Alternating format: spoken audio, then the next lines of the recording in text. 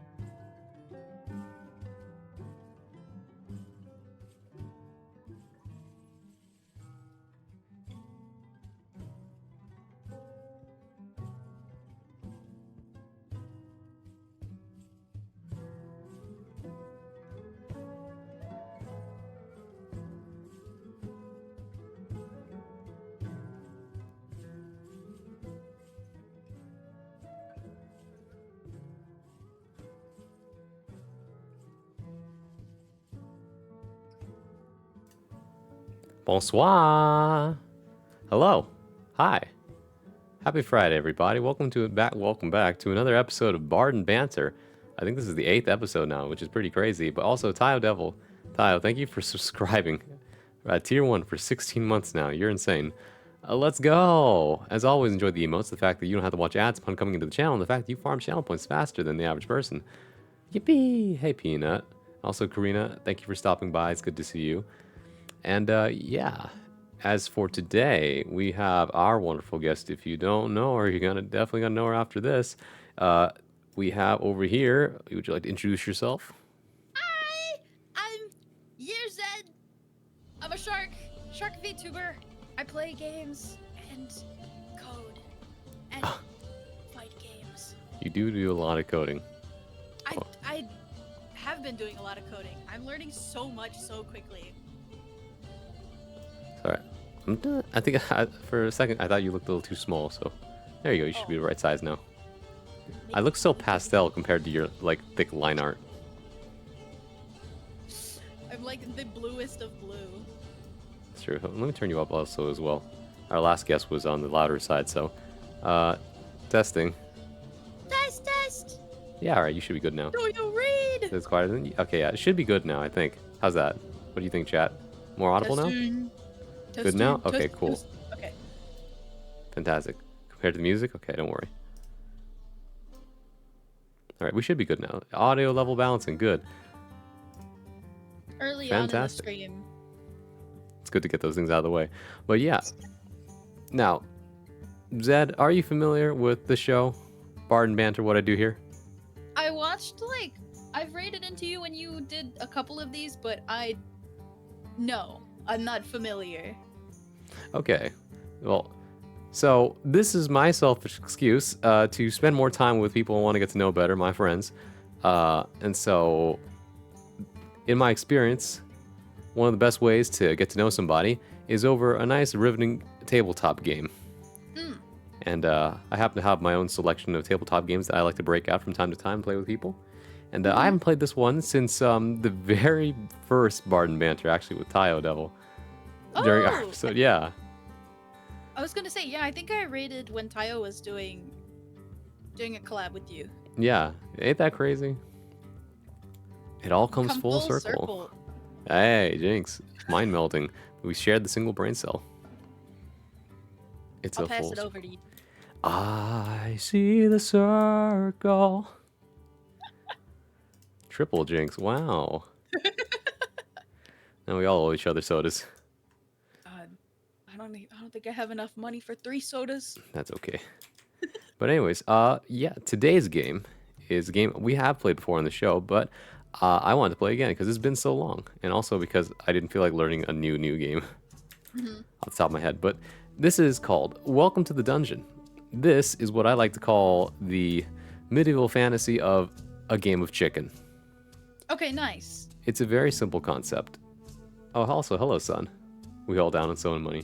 So, how this game works is that it's a bit of a risk-reward kind of situation where we're constantly putting stuff into the dungeon. We put monsters into the dungeon, and also we have these character cards that all come with their own equipment. Oh. And well, I'll get to it as it goes, but so how it would work, right?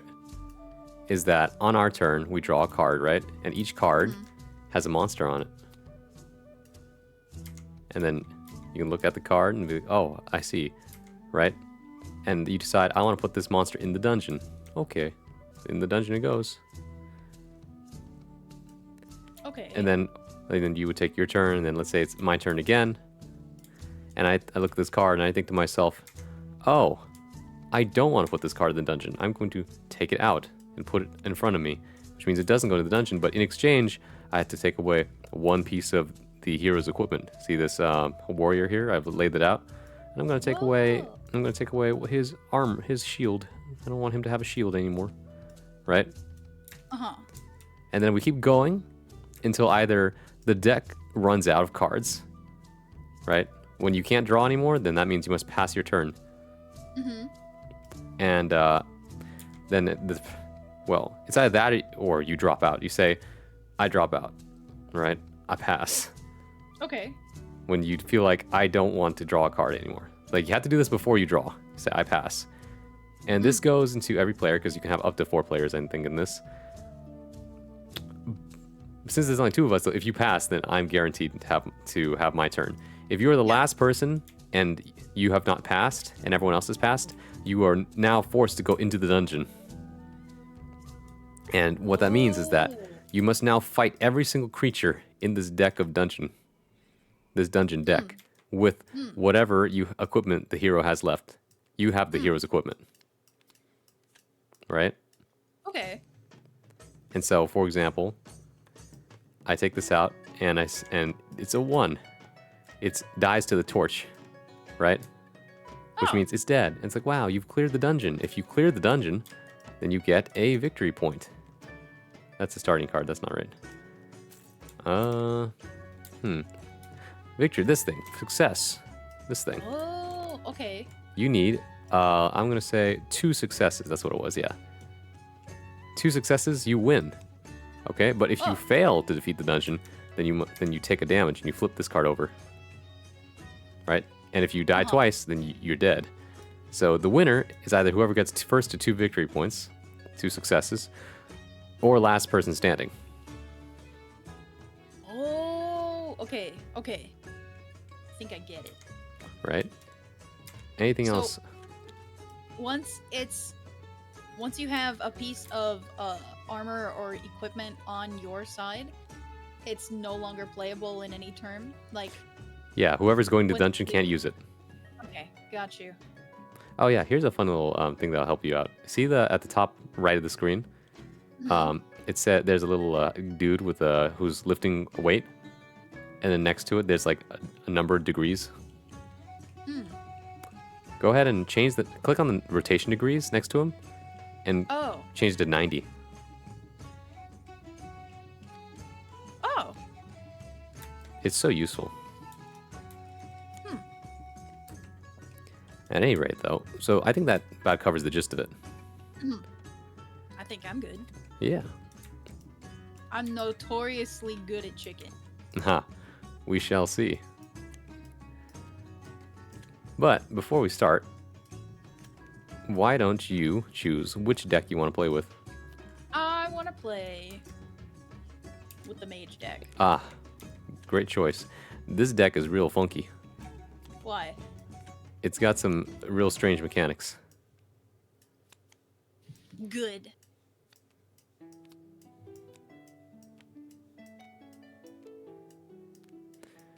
Okay. So go ahead and read over these.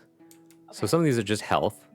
If you fail to defeat a monster, then it inflicts that big of a number, whatever number it is, to how much health you have. The mage is 2 HP, but has Bracelet Protection, which is +3, and the Wall of Fire, which is +6, right? So he has effectively 11 HP total.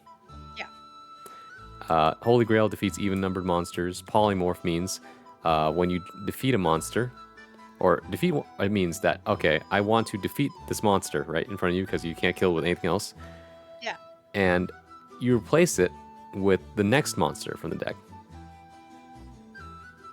In other words, you put the monster aside and then you pull a new monster. That's how polymorph works.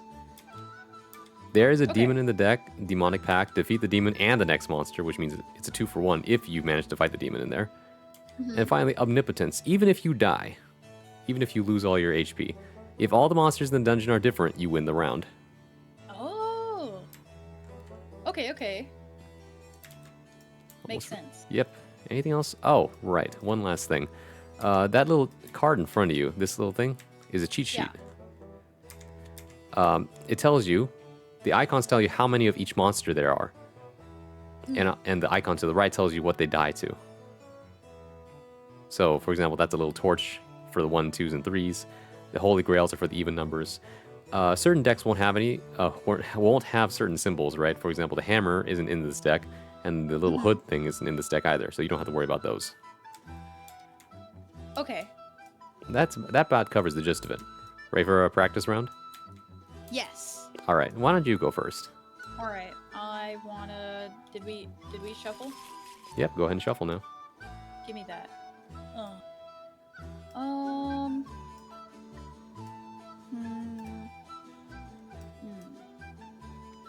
Okay.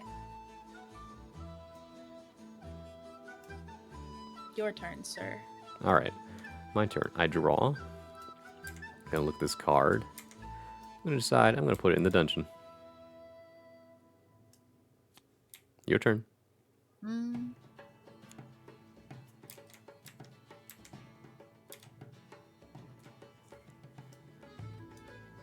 This one is mine. You decide you don't want to put it in the dungeon. No. And then I want to take. You wouldn't happen to read Korean, would you? No. Okay.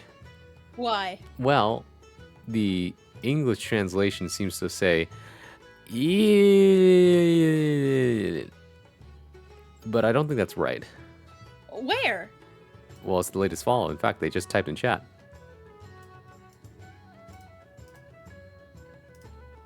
Oh, Lily. Oh, Lily. Okay. I call them Lily. Oh. Let's see. I put it. You know, funny enough, I've tried putting it into Google Translate, Korean to English. Do you want to guess what it says? What? I have no clue. It says high quality meatloaf. Meatloaf. Lily, I didn't know you had such good tastes. Gogi. That's excellent. Oh, hey, Violet. High quality meatloaf. Meat. Golgi? Sorry, I don't speak Korean. Did you already take your turn? Yeah, you took away the wall of fire. Now the wizard only has 5 health left. Okay. I draw. Both you and I have both put a card in this deck. I'm gonna put this one in. Okay. Your turn. Give me that. Golgi means meat. Uh-huh. Good morning. Alright, I put it in the dungeon. All right. I wonder if you and I have the same plan here. I don't know. Wouldn't that be funny? I'm gonna take away the Grail. Your turn. Pass. All right, I'm going in. So, first card. It's the skeleton. All right, I take 2 damage. I'm at 3 health. It's the dragon. I'm gonna use polymorph. I defeat it, and then it pull, and I have to fight the next thing. I'm dead. However, thanks to omnipotence, Oh shit! every monster in this deck is different. Therefore, Okay. I win Okay. this round. I gain 1 victory point. Very good. Seems you Bart. tried to outsmart me. Almost had you. Almost bamboozled me. I was hiding one of these guys. All right. Ready for the next round? Mhm. We'll see. Either you can try to win the dungeon, or you can try to kill me.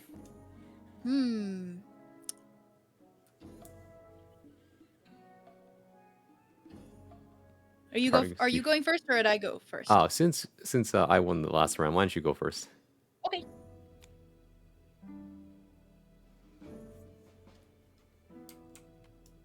Into the dungeon. My turn. Ah. Into the dungeon it goes.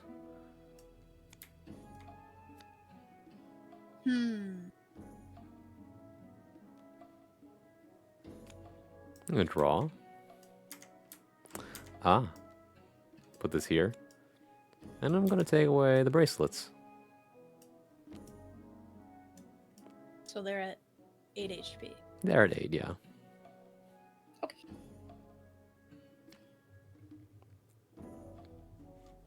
I wonder what you put in this deck. Who knows? Sane, as the anime characters would say. Oh. You're gonna love this. Oh shoot, I made myself Hell sad. yeah. I made myself sad again.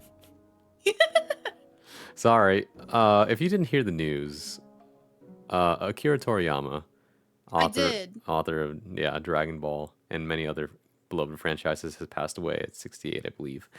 And so whenever I make a Goku joke, I get sad. Goku. I was never a huge Dragon Ball fan. Yeah. It's something I wouldn't say like I'm the biggest fan, but it's more like I grew up with it, and so the culture has kind of stayed with me, and even the jokes. Like even if you didn't really watch the whole thing, you knew the culture because you grew up watching like reruns on TV. I forgot to tell my dad about it. Oh, you don't think he figured it out? No, he's a huge Dragon Ball fan. Back, like when I was born. Yeah, apparently the One Piece author Oda also had a big message to say. It's so huge that I think Mexico's in mourning. Even one of the what's called prime ministers of China or something like that Yeah. made an announcement about it. Everybody's sad Yeah. about this. This is a cultural loss. Dragon Ball is like cocaine for Mexicans. I know, right? Not even I know. Like I love seeing Goku on the taco stand trucks. Dude, no, I'm dead In ass. the dungeon it goes. I'm being so real. I know, right? Like, did you hear about, like, I keep repeating this story all the time, but it still blows my mind that they once tried to, like, this entire city of Mexico tried to stage, like, it's like a big MMA fight, but it's just Goku versus Jiren on the big screen in the, like, town square. And they got a cease and desist from Japan saying you can't do that. The hell? Yeah, I think they did it anyway, but I just think that was incredible. I think we've put too many in the dungeon. I think I'm gonna pass. I think it's getting a little risky. Okay, you didn't draw, right? No. Okay. Let's see what happens. 1. I take 1, so now I'm at 7. I'm going to use the polymorph. Defeat the dragon. Pull the next one. Dies the Holy Grail. Dies the Holy Grail. I'm at 1 health. Dies the Holy Grail. Let's go! Oh my god! Lucky! Dude, so lucky. So lucky, huh? That means I win. Crazy. Well, shoot. Well, thankfully, that was just a practice round, so it doesn't actually count. Now you understand how to play the game a little better. I do. And that's the game.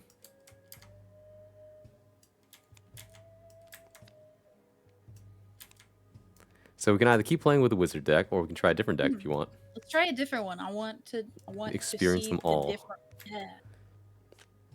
Yes, you may. Yes, you may. Now that you got the hang of it, I think we're ready to get into those interview questions.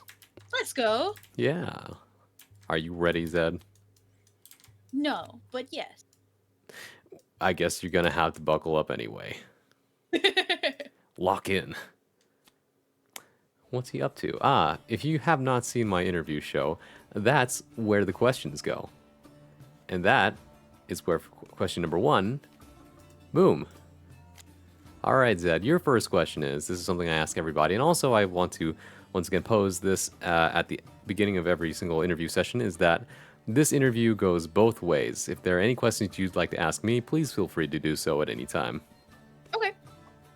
But yeah, question 1, what made you want to start YouTubing, and how did you come up with the concept for yourself?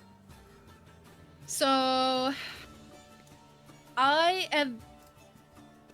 didn't really enjoy watching streamers. Like, Uh-huh. I guess it started when I was like 20, 21 or something. I had always liked the idea of content creation, like since I was a kid. But I watched Chibidoki's VODs on YouTube, and I Oh was my like, god. that's cool as shit. I want to be able to do something like that. And I saw her model, and I saw how cute it was. I guess it was just like it sold me from there, because I saw how like vibrant she was on stream, and in a way like she's probably I don't really like VTubing traditions, but in a way she is kind of like my Oshi, right? Yeah. So she's really the reason I started. Wow, that's crazy. I did not know you were a Chibidoki fan. I love Chibi. She's so funny. She's so She's funny. so cool. She's so awesome. Oh yeah. Really representing, I think, the heart of the VTuber indie scene, in Mhm. that no shits are given. Yeah, and she really does everything by herself, you know, like I don't think people give her enough credit for how from the ground up she is. I watched her VODs back when she was kind of still new-ish, but she was like starting to get an editor for some of her stuff. And God, it was so funny. Like her VODs are so good. But as for like how I came up with the concept, Mm-hmm.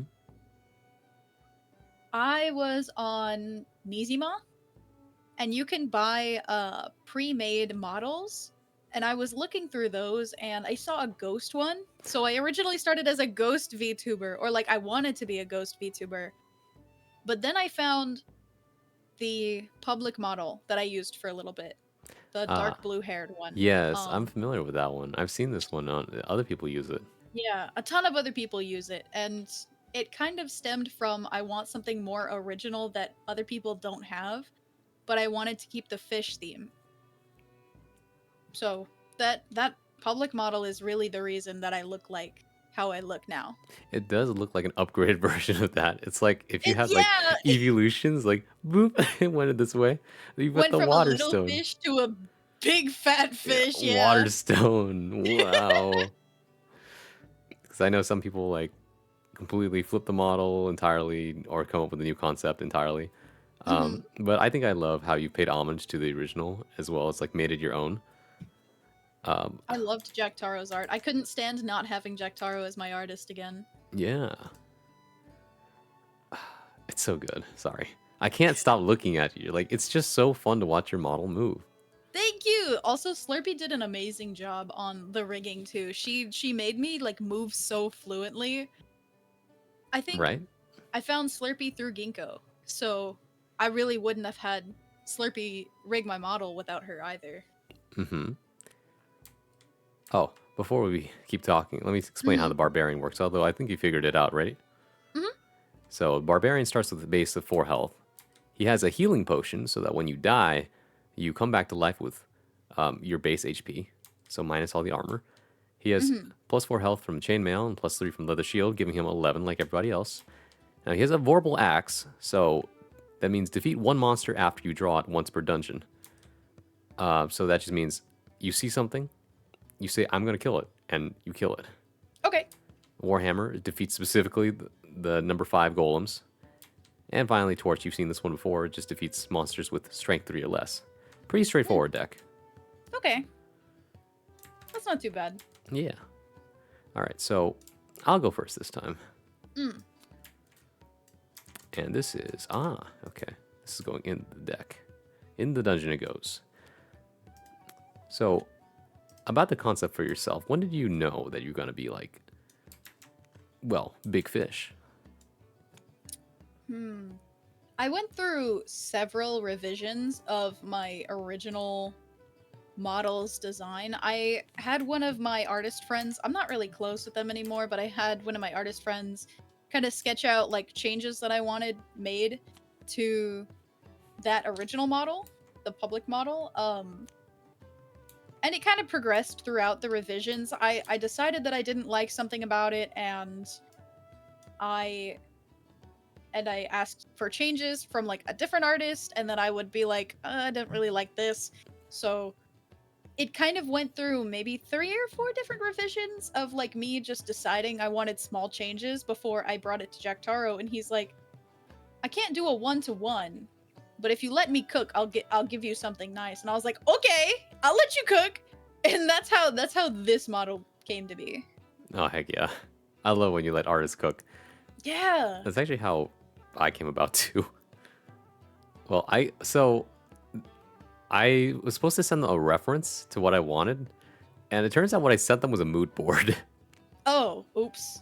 It's like, here's a bunch of like vibes that I like inspiration from, and here's a rough sketch of what I'm looking for. Mm-hmm. And then after that, I just kind of gave them free reign, and they ended up with this. And honestly, I love how it looks. I love the green. Green is one of my favorite colors, honestly. I'm obsessed with like how, I don't want to say cozy, because cozy is a very like broad term in like, I guess, the VTuber spaces, right? Yeah. But it is very comfortable. You know, it's funny A you very say that. warm model. Yeah, I love the warm colors. That was a big thing. I was like, I wanted to feel warm, Mhm. but also kind of, well, not super smug, but like, A little smug. yeah, Just a little a cheeky. little.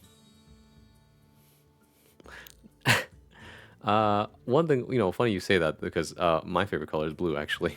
Really? Yeah. Dude, that's weird. That's funny. I know, right? It's sky blue specifically, but yeah, Mm-hmm. blue of I the really ocean's do cool too. like, yeah, like if my favorite color wasn't green, it'd probably be like a teal-ish. That is so funny though. I'll take away the You're shield. taking the shield? Yes. What if I wanted that? Well, maybe you shouldn't go in the dungeon then. Oh, maybe I won't go in the dungeon. Give me that. But yeah, it's Oh. so basically, Hmm. you had the artist cook, and then after that, you kind of spun it from there to be who you are now. I had, yeah, a few artist mutuals offered to like make changes and stuff like that, and then I went to like artists, and I was like, can you commission this, but maybe like wearing a different outfit. It was just a lot of like, I don't want to say trial and error, because I really do love a bunch. I love all of the art that I received from like, you know, changing like my model's design, but I was really just testing the waters. I wasn't trying to commit to anything off the bat. I was just trying to have a good time with where I thought I wanted the art to go. That's fair. Anyways, I'm Also- gonna pass. Okay. So now you're going into the dungeon. Okay. Let's see how you fare. So just take him off the top and show him what's up. 9. Ow, You're I'm dead, dead. but you But I come come back back. alive thanks to the potion. He's dead. Guys, to the torch. He's dead dead. to the hammer. I You win! made it. You made it through the dungeon. I forgot there's only 3 cards in there. Whoops. I was anxiety inducing. I didn't know there were that few cards in there. Right, and that's the beauty of the game. It's like, oops. We seem to have forgotten some Oops, some all details. golems. Oops, all golems.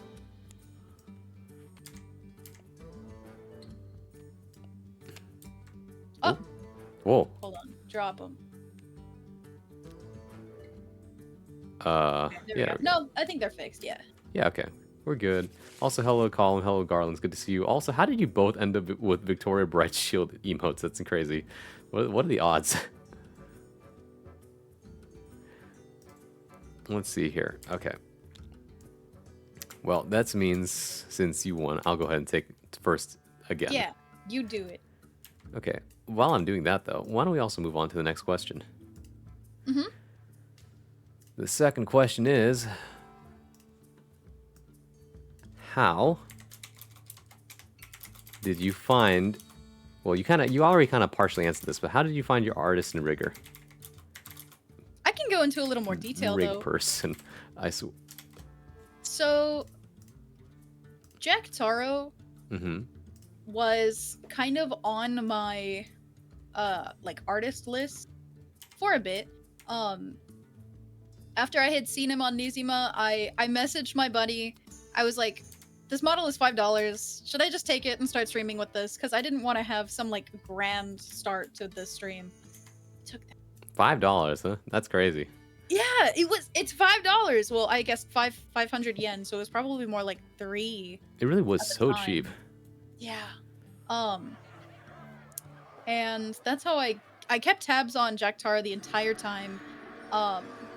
Just because I really, really wanted art more like that, right? As for Slurpee, I found Slurpee through Ginkgo, who I guess I had been watching Ginkgo before I started VTubing. Ah.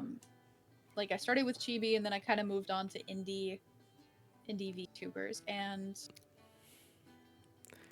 I started watching Ginkgo, who did indie horrors on Wednesdays. Oh.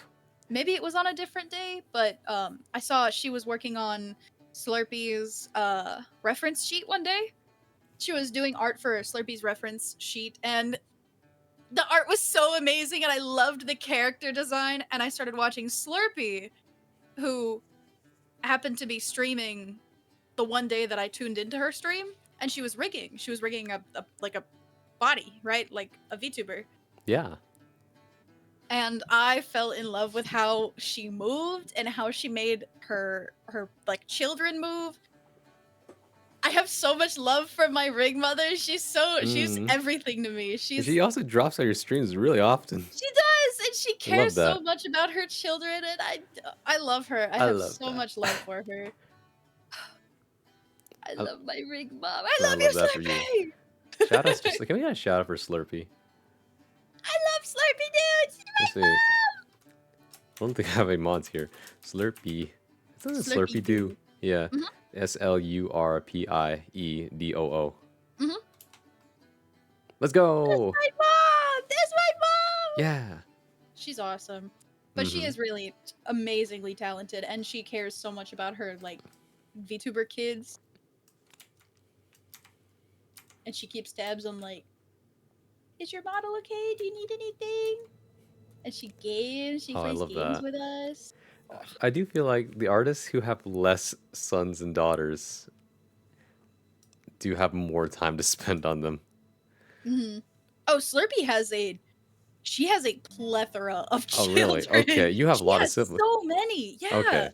In that case, never mind. I stand corrected. Her YouTube channel is full of like kids that she's rigged in the past. She's been doing this for like 4-ish years, probably. Mm-hmm. But she's only been streaming for a couple of them. I see. She has many, some of which don't stream anymore. Yeah. Oh, yeah. I know that feeling. Hmm. No, I definitely relate to having a lot of siblings. Mm-hmm. My mother, Ida Mihan, makes very affordable macaron models that are in the same style as I am with the same line art.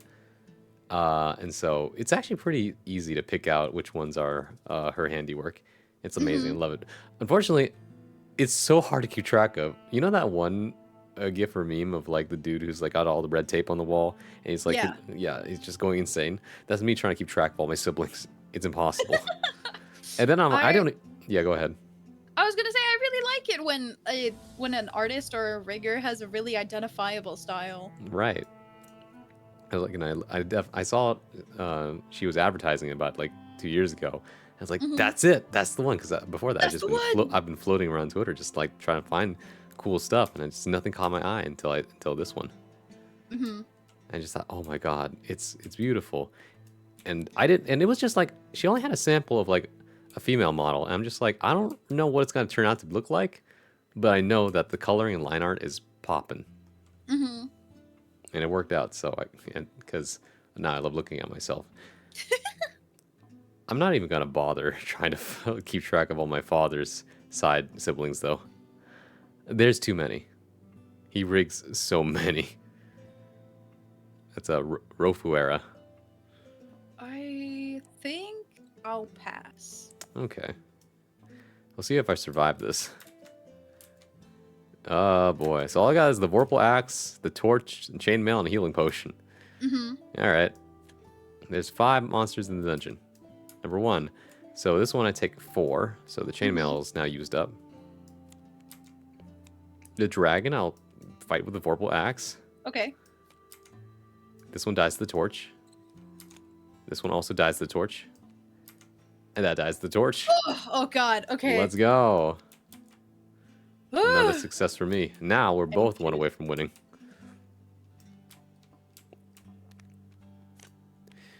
Getting kind of intense in here. Yeah.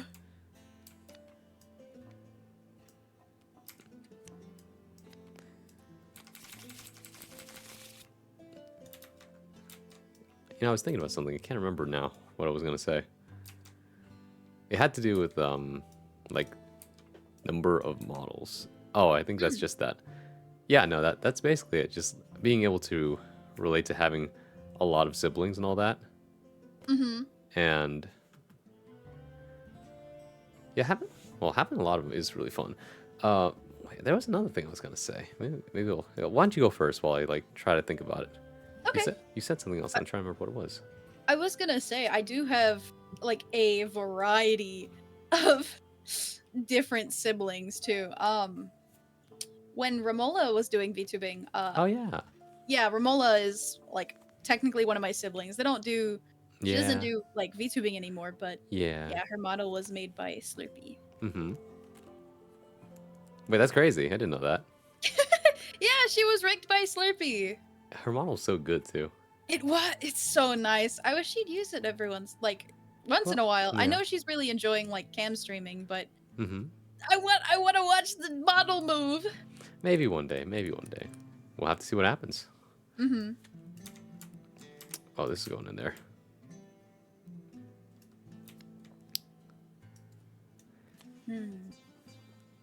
Hmm. I think. Wait, what was it? It had something to do with like when you mentioned Ginkgo, and I can't remember what it was. I took the Vorpal axe, by the way. Oh, okay, thank you. This is also going in the dungeon.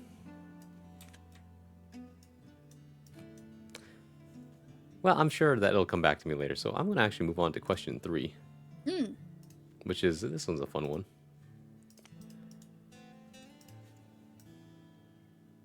Question 3. How did you get into fighting games? Oh. That's a question. That is a question. I wonder if there's a story to go along with it. It really boils down to do you see Smash Bros as a fighting game or do you see it as a party game? I see it as a fighting game because it can Okay. it can be played at a competitive level. Most of the time, it's played at a party level. I used to play Smash, so I know. Yeah. Well, 2017. Was it 2017 or 18 when Smash Ultimate came out? Yeah, not too long ago, but yeah. Yeah, it was when Smash Ultimate came out. I had a friend who really wanted to play with me. So I bought it and we played on and off for a little bit. And then I know this college feeling. started and I saw people in my school bring their monitors and they'd bring their monitors. It was insane. They'd bring their monitors and their setups and they'd play in like the cafeteria. And I'm like sitting there watching them like, do I play? Do I sit in? Do I watch? Because I really wanted to watch them play, but I was a little embarrassed. So I started from afar and I started like inching my way towards them, and eventually started playing competitively more frequently. I see. But as for like 2D, or not 2D, because I guess technically Smash is a 2D, right? It's a platform fighter. It's a platform fighter, yeah. That's the best way to put it. 2D non-platform fighters like Guilty Gear, like we play now, are that was my New Year's resolution last year. I wanted to get really good at a fighting game and get good at a rhythm game. And Guilty Gear just happened to be on my radar because I had heard that it's very entry-level friendly. And that's where like I actually started having, I guess, a desire to play 2D fighters. Ah. Mm-hmm. So it went from Smash straight to Guilty Gear. Yeah, basically. I stopped playing Smash for a couple of years in between, but like when I started again, that's kind of like what reignited my, I don't want to say passion because it's not a passion, but my desire to play. Oh yeah. I mean, if you don't have the drive, then you're just not going to play the game, right? Yeah. I think that's wonderful. I can't play Smash anymore competitively, but I do have a certain nostalgia for it. Yeah, I get that. Like, I don't know. I guess it has a time and place in your life, and at some point, it just stops being the thing that you were looking for. Yeah. I'm gonna change my angling real quick. Give me a second. There we go. Ah, sorry. I have a fun little trick basically that they taught me where if I reverse the negative and positive values to my z-axis on the model, I can lean more normally, or I can do what I was doing earlier, which was the lean that you do. I like this one. I do occasionally do the same thing where I flip the X and Y values so that I can like lean cutely. Yeah. Let me see. Let me see if I can do that. This is nice too from time to time though, and it feels like today's one of those days where I would like to lean like this.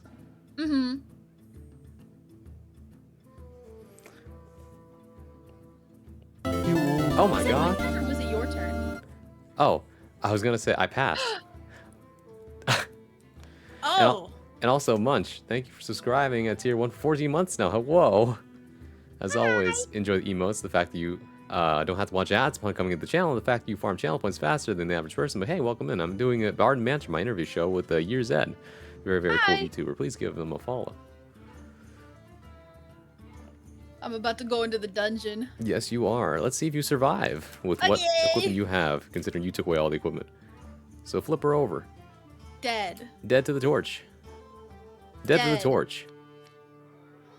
Definitely not. You take this damage. No, You're at 2 health. I take 2 health. Dead to the torch. I take that. You revive. And I'm at 4. You're at 4. You are dead. Fuck! Well, let's see what else is in the dungeon. Crazy. What Ouch. was? Oh. Yeah, there's no way you're surviving. Yeah. So go ahead and flip the card in front of you over.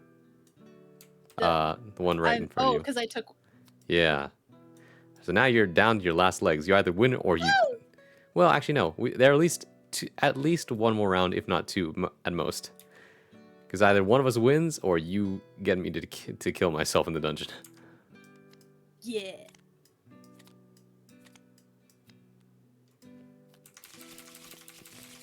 Interesting, though. I do find that a lot of people who played Smash get into Guilty Gear because it just seems to be the logical process.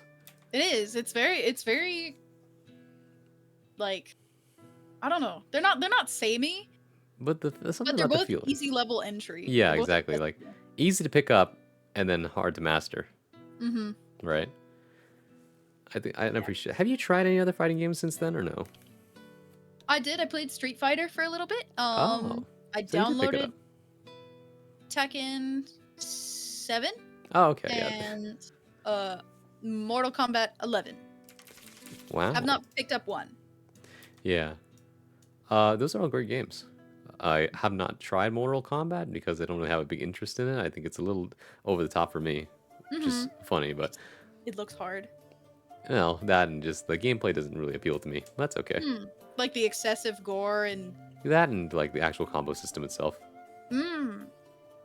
Okay. Whereas I don't think I can't. I just doesn't feel the same anymore when I hit somebody and I don't hear a giant counter. Mm-hmm. Right? The I don't know. satisfaction of the full screen burst. Rewired my brain, caused my hormones to like Your go neurons haywire. activate. Mm-hmm. Yeah, exactly. Would you settle for sausage? That is something they say for Mortal Kombat. I'm putting this in the dungeon. I don't want that in the dungeon. What? Okay, it's not good. Okay, we'll pretend. Okay, here you go. No, I don't want it either. You can put Oh, it back okay. in the dungeon. It's the okay. No one wants it. It's going in the dungeon for a reason.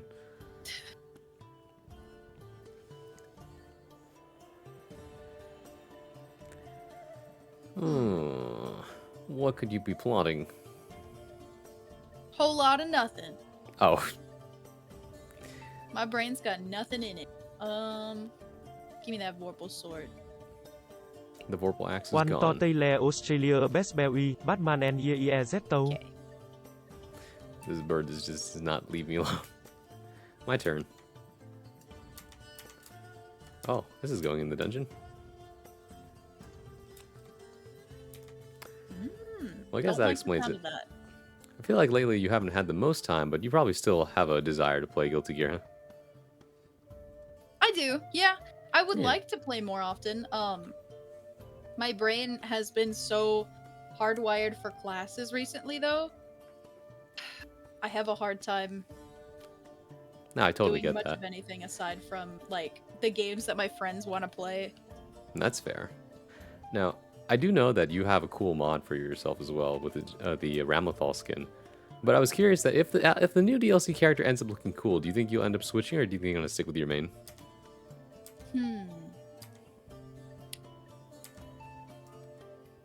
Depends on what kind of playstyle they are. I've already taken a liking to Elfelt too. And I have a mod for Elfelt now too. Oh wow, I didn't know that. Yeah, Exo was very quick on the mod. I was super astounded to be Yeah. so quick to receive like a really dope model. Fan or, like, a modders really dope are mod. actually just so cracked and They insane. I don't know are! how they do it so fast. It's like day one you see mods dropping. That's what I'm thinking, yeah. Yeah. Well, have you seen the silhouette of the new DLC character? Yes. Even I'm not really sure what it is. Well, we have some guesses. A lot of people are saying ABBA, could be Venom. Well, what do you think? I would like to hope that it's ABBA. I think so too. It feels right, but no guarantees, right? Like something about it, but maybe it's my imagination. All right, so 5 cards in the dungeon, 5 cards left in the deck. All right. Doable. Yeah, I think it's doable.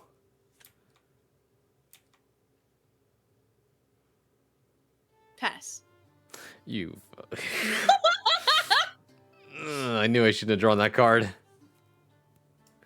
I'm gonna die a dog's death. Let's see what happens. All right. Ooh, okay. That puts Done me at 4? 4. That's the Okay. torch. That's the torch. Torch. That's Dead. a golem. I'm dead. No! There is no escaping.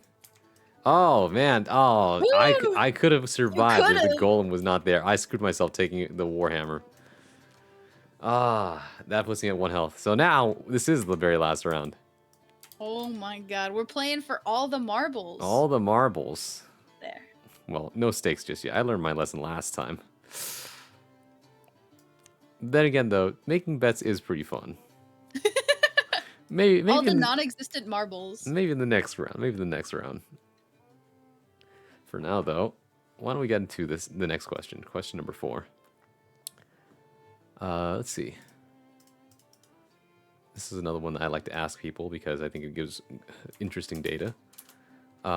Where do you think most people found you? So, to elaborate, would you say there was like a major event, or do you think it gradually happened over time, where more and more people just started watching you? Or do you think I think there was are 3 variables that play into that. okay? One, I started with TikTok. Oh, yeah, I started doing like, I don't want to say I started with TikTok, but TikTok was my most prominent social media before anything else. Like before I was, really dedicating my time to Twitter, and before I, started taking Instagram and stuff like that. Um I was on TikTok before I was anywhere else, and that's where I trended the first few times. Mm-hmm. And I'd get a couple people in my Twitch saying they were from TikTok. There's that. Um Back in 2022, I was rated by Chibidoki, Oh, and wow. that also brought a lot of people into my community, Oh, like you... several dozen. Okay, that's crazy. Also, you helped me remember what I was going to say earlier. Mm. Go ahead and finish your thought. But it was rated by Chibi back in, it was either 2023 or 2024 or 2022, and I'm pretty sure it was the prior year, so probably closer to when I just started streaming. Unless it was for my 1 year anniversary. I don't know. It was a while back, but yeah, that definitely brought a lot of people in. And then I think after I established a pretty decent following from that, collabs and streaming what I really was interested in, I think gravitated a lot of people towards me because of my attitude towards the things I like, You do know what you like, and you're not afraid to express in very eloquent ways. I like coding, and I like fighting games, and I like video games. This makes you very smart and also kind of deranged at the same time. Being not I'm allowed normal to is be a little more awesome. unhinged. Exactly. I'm so not normal. What is the opposite? I'm abnormal. There we go. What about shark? Could you clarify that, Peanut? I like sharks. Shark is pretty good. When did you last play a fight? You shut your mouth, son. You shut that mouth. Oh, whoops. I made the prediction too fast.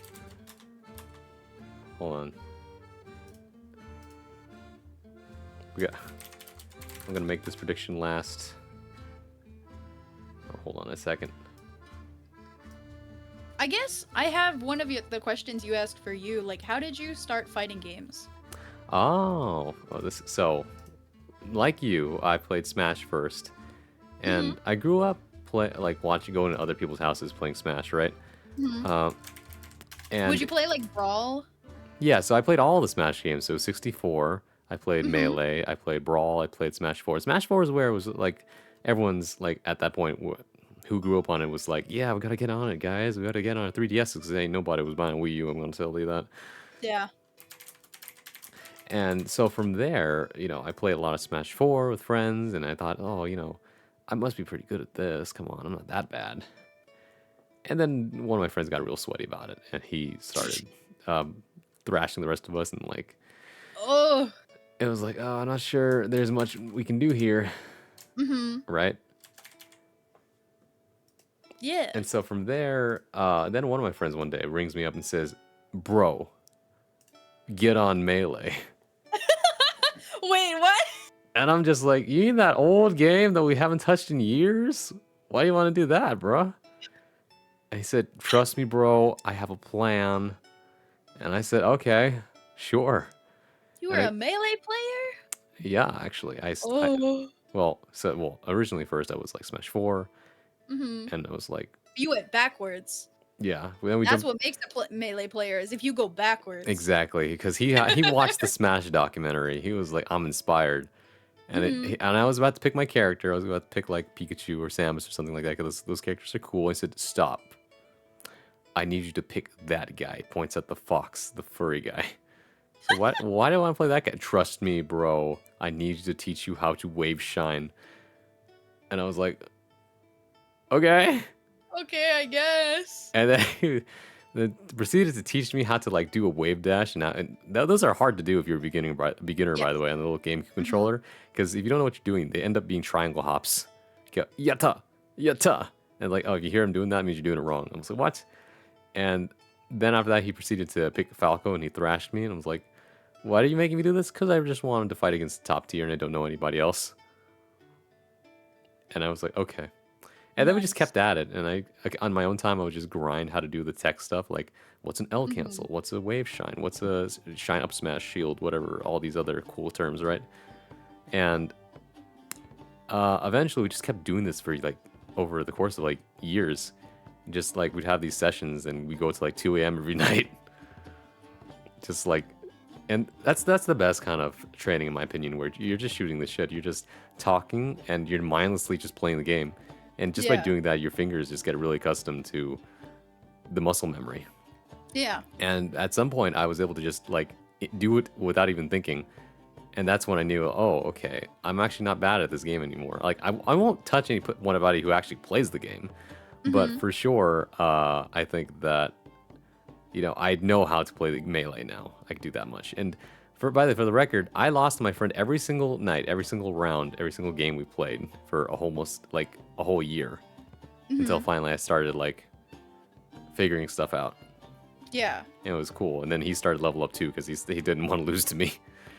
Yeah, like I do hear that it takes what, 2 years before you're actually decent at melee? Before you can actually start to play the game? Yeah, and well, I don't know. It's like you're actually right about that. But at the same time, when you phrase it like that, it scares people off. That's true. Well, a lot of it is a very non-entry level friendly game. I'm not unfamiliar. I don't play melee, Right. but I'm not unfamiliar with the community here. Mm-hmm. They do not like beginners. They do not Yeah. like beginners. I don't know. It's weird. At least they're not as gatekeepy as I hear like the Dota 2 crowd is. Yes, that's true. But at the same They time, are a though, little bit gatekeepy. yeah, I think what it is that melee players have. It's like they have a lot of cultured history, right? A lot Mhm. of like competitive moments in their Yeah. like careers, and that's why they want to uphold like the sanctity of their game that they love because it's an entirely grassroots organization, right? Like Yeah. Nintendo isn't helping them at all. And It's I true. will say, out of all the games, I think Melee is the best spectator Smash game to watch Yes, because you because, can see the inputs and know the skill that takes right? I think that it takes genuine skill, right? exactly right. I just think it was really funny to me though when I was streaming it I was streaming Genesis, the big major tournament, Yeah. like a few months ago, and someone came in chat and said, "Is this sped up?" And I said, "No, No, that's real time." no, they are inputting Right. that many inputs per second. How many inputs is it on average per second? Ooh, I want to say 20 to 30, depending on what character you're playing. Mhm. Like certain characters require less, other characters require more. Mhm. Uh, my math is really, really bad, so I'm just saying a number that sounds good. I don't know. Oh, But I know it is not like a low number compared to like how slow Ultimate and 4 goes, you know? yeah, Like Ultimate is kind of slower. Um 4 is very slow. 4 is very, very slow. right. Oh god, I don't like playing 4 anymore. But I go ahead. played it on my 3DS back when it came out. I don't even remember when it came out, but I played Villager for the first time. That was when Oh I yeah. played. I was a Villager main. Oh my god. Let's see. It was awesome. I played Pikachu for a long time, and then like also playing Samus, and then when like Brawl came out, I was still playing Pikachu. Smash 4 came out, I tried Lucario, Mm-hmm. and I dabbled a little bit in Wii Fit Trainer because it was funny, but it wasn't very good. And then Ultimate, I actually played Wii Fit Trainer. Wii Fit. You know what? Wii Fit's a reasonable pick for you, I think. Because it's quirky or what? No, not because it's quirky. It does take some skill angling some of our moves. And I can see you getting really good at that kind of input. Oh yeah, it's actually just you press side B and time it right. That's all. Mm-hmm. Although The timing is the hardest part. oh yeah, Objectively for me. sometimes you miss it. Yeah. It's Mm-hmm. like, oops, I missed the ball, guys. I guess I'm dead. Let me catch up with chat a bit. I bet on Shrimp. Cool Shark and Distinguished Bar. Yeah. Hey, Binks. What about Shark? When did you last play fighting games, son? Smirk. Smiley face. No, Genetic freak. Don't worry about it. Don't worry about it. What kind of sharks? Oh yeah, what kind of shark are you? Just so the public What kind- knows. All of them. All of them. Okay, there you go. Shark goddess. Mm-hmm. You went backwards. Am I late? Oh, hey, I'm 9. After taking your meds, yeah. Depends on who you know and your resources. Yeah, if you want to get into Melee, I mean, you can actually do all the stuff yourself. The resources are out there. The tutorials are, like, numerous. The scene actually wants more Melee people. They want to grow They their do. scene. Mhm. So the only people who are gatekeeping, I think, are the people who are not actually that good at the game yet. Yes. Like, with the rest of the actual, like, community leaders are like, no, we love Melee. Like, this is our lifeblood, right? Mhm. And we know this for a fact because so many people came out to Genesis, and it's like one of the first live events after so many years after the pandemic. And it's just like, wow, you guys really love Melee, huh? Because it was a drought. We had no good content for like a whole year. No drama, no beef, no stories. By the way, it's like the whole Smash Melee community just runs on stories, right? Like whose rivalry is like this? Like who's Yeah. gonna beat the 5 gods? The era of the 5 gods is over. It's time for the new demigods to rise up. No, actually, the new blood is out, right? Stuff like that. Mm-hmm. Or it'll be something funny like, did you see that guy's haircut? Stuff like that. All right, did you take your turn? I think I did. Yeah, there are 4 cards Okay. in the dungeon right now. My turn. Oh, hey, Rena. Also, so that's this. Oh, wait, I didn't get into. I talked all about Smash. I didn't talk about how the rest of the fighting games. Whoops. So after that, my friend hit me up and said, "Hey, bro," because we both like Dragon Ball. Dragon Ball Fighters is coming out. I said, "What's that?" It's a fighting game, and I did not grow up with Budokai Tenkaichi and all that, but I did see my cousin play, and I thought, "Oh, that shit is sick."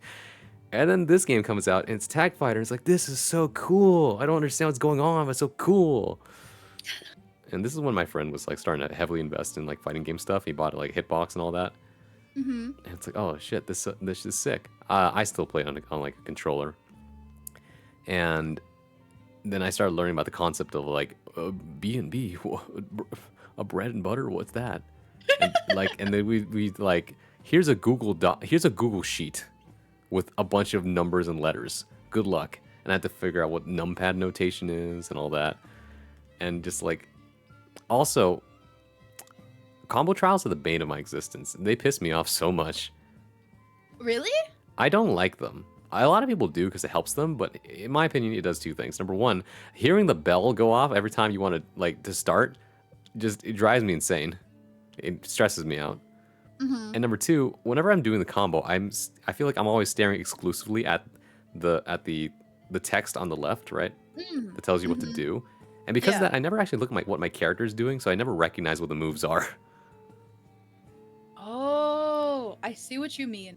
So as a result, I much prefer just freestyling in training mode, or like I'll see something on YouTube of like a pro player doing something, and I'll be like, I can do that. And then I just go into training mode and then go clip by clip, frame by frame, and piece together all the combo, and then I just watch my character do it, and like I start to recognize the patterns in my head and how the moves fit together.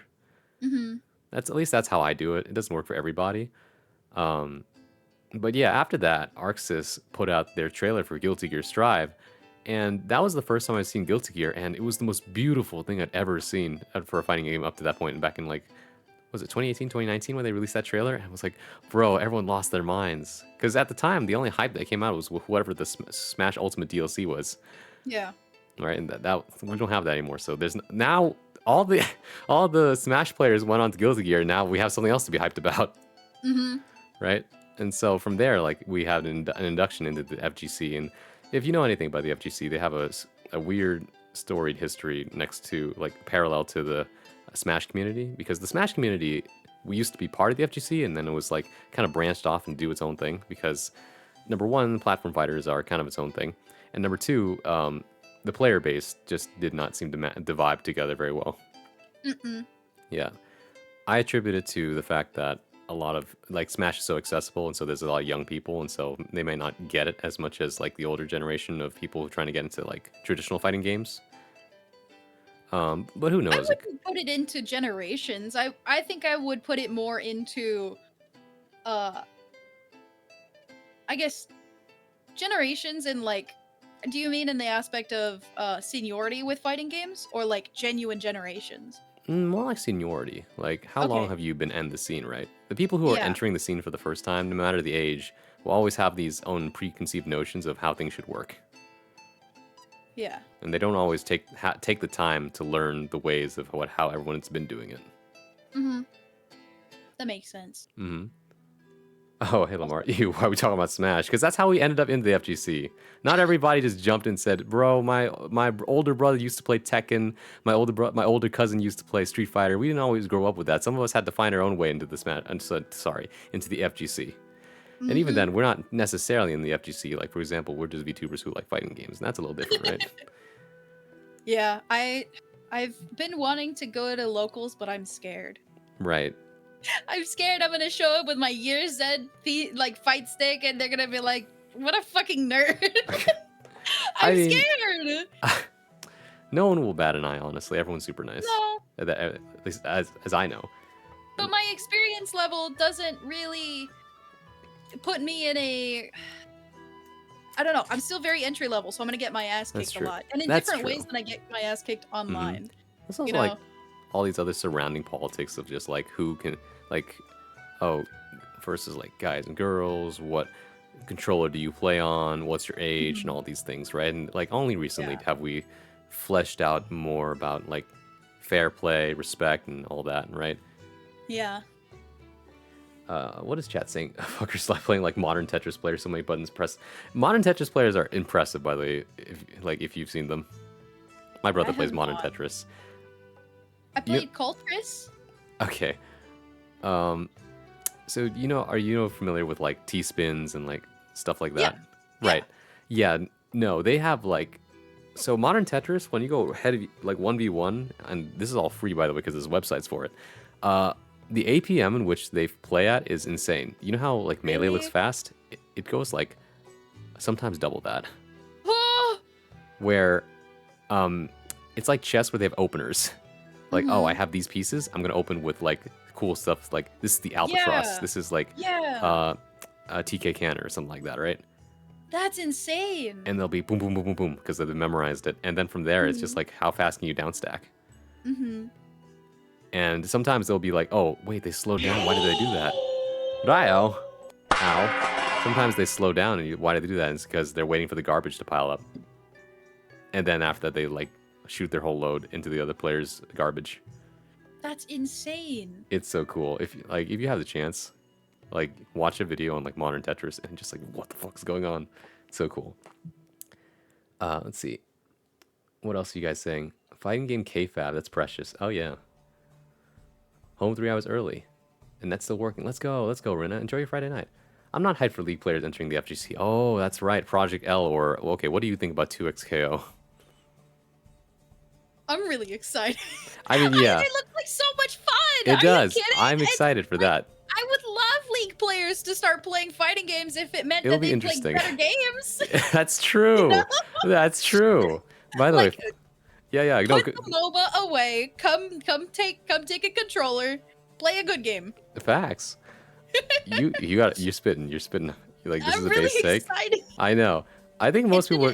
Yo, go ahead. I was gonna say it's gonna filter out some of the more toxic players when they realize like, oh, They this can't play takes this game. skill, and I can't cheese my way out of this.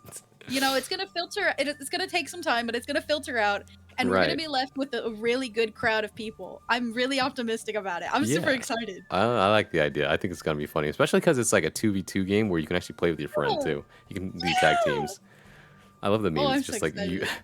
when you show up to pools and you see who this is your opponent. And it's like a pair like Two disgusting Yasuos versus an Ari and like a Or, like- Garen or something. or like you look across the aisle from you who your opponent is in pools and it's just like a dating couple wearing matching outfits.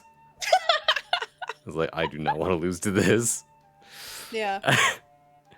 Oh, and most people right now are just talking about like the title change because it went from Project L to 2XKO. hmm I'm not sure how you feel about it. Like the name? Yeah, the name. I'm okay with it. I don't really like 2XKO. I was thinking about ways to shorten it, and none of it sounds flattering. Some people say Like- double KO. Yeah, double KO is good. I was thinking just 2X, or Two X is Twex. fine. I think Twex sounds a little stupid, but Yeah. like I was just double extra large, thanks. double extra. Can I get a League of Legends extra large? Extra large. Oh my god. I think that I think that Project L was cooler, but you know, the nice thing is the dev said you can call it whatever you want. We just wanted to change the name to this officially, Yeah. so you can call it Project L. You can shorten to PL. That's cool too. The cool thing is that the developers actually are old time like people who were involved in Evo, and so Oh, good. yeah, so they know what they're doing. They So the definitely know what they're doing. team is seasoned fighting game enjoyers. I Exactly. don't want to say players, but like enjoyers. That's Yeah. good. What is going on in my chat right now? Smash is like Singapore if the FGC is Malaysia. Oh my Wait god. a minute. Hold on now. Learning, I don't do that. Speaking facts, I played SC2 on the PS2. Does that count? That's high APM though. It's pretty impressive. Wii Fit main, Anji main. Yeah. I quit Smash about 2 years ago. Smash was my first fighting game, even though people don't consider Smash fighting. Yeah, I mean, it depends on how you view it, and like, because think about it for a second. Smash has neutral. It has actual thought that you have to do. Yeah. It's just that the things that the culture associated with it, as well as like the fundamentals, are a little different, right? Mm-hmm.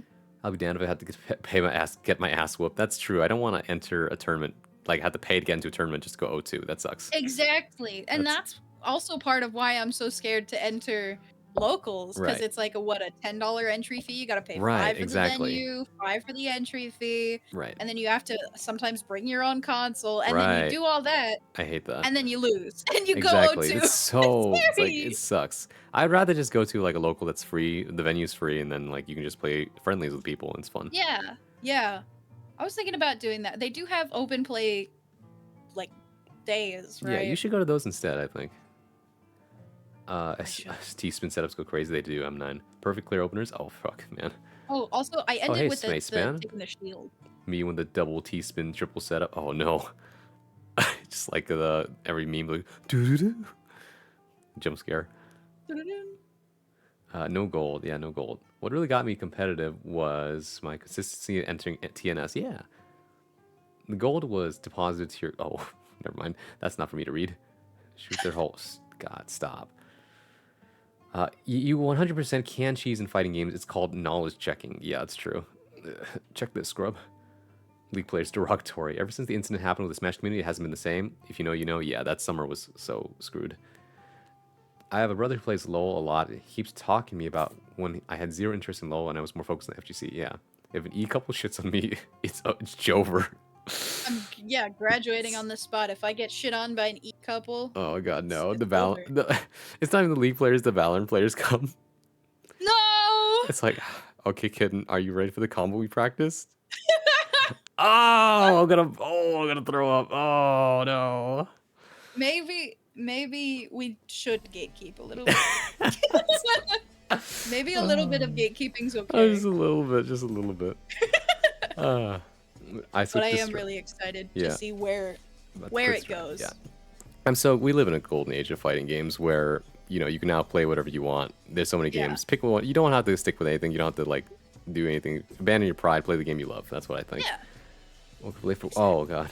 Oh Ryo, I hope everything turned out okay. We serve food here. Yes. People locals make you so much better. That's true. That's psychic damage. Whoops. Oh, that barb.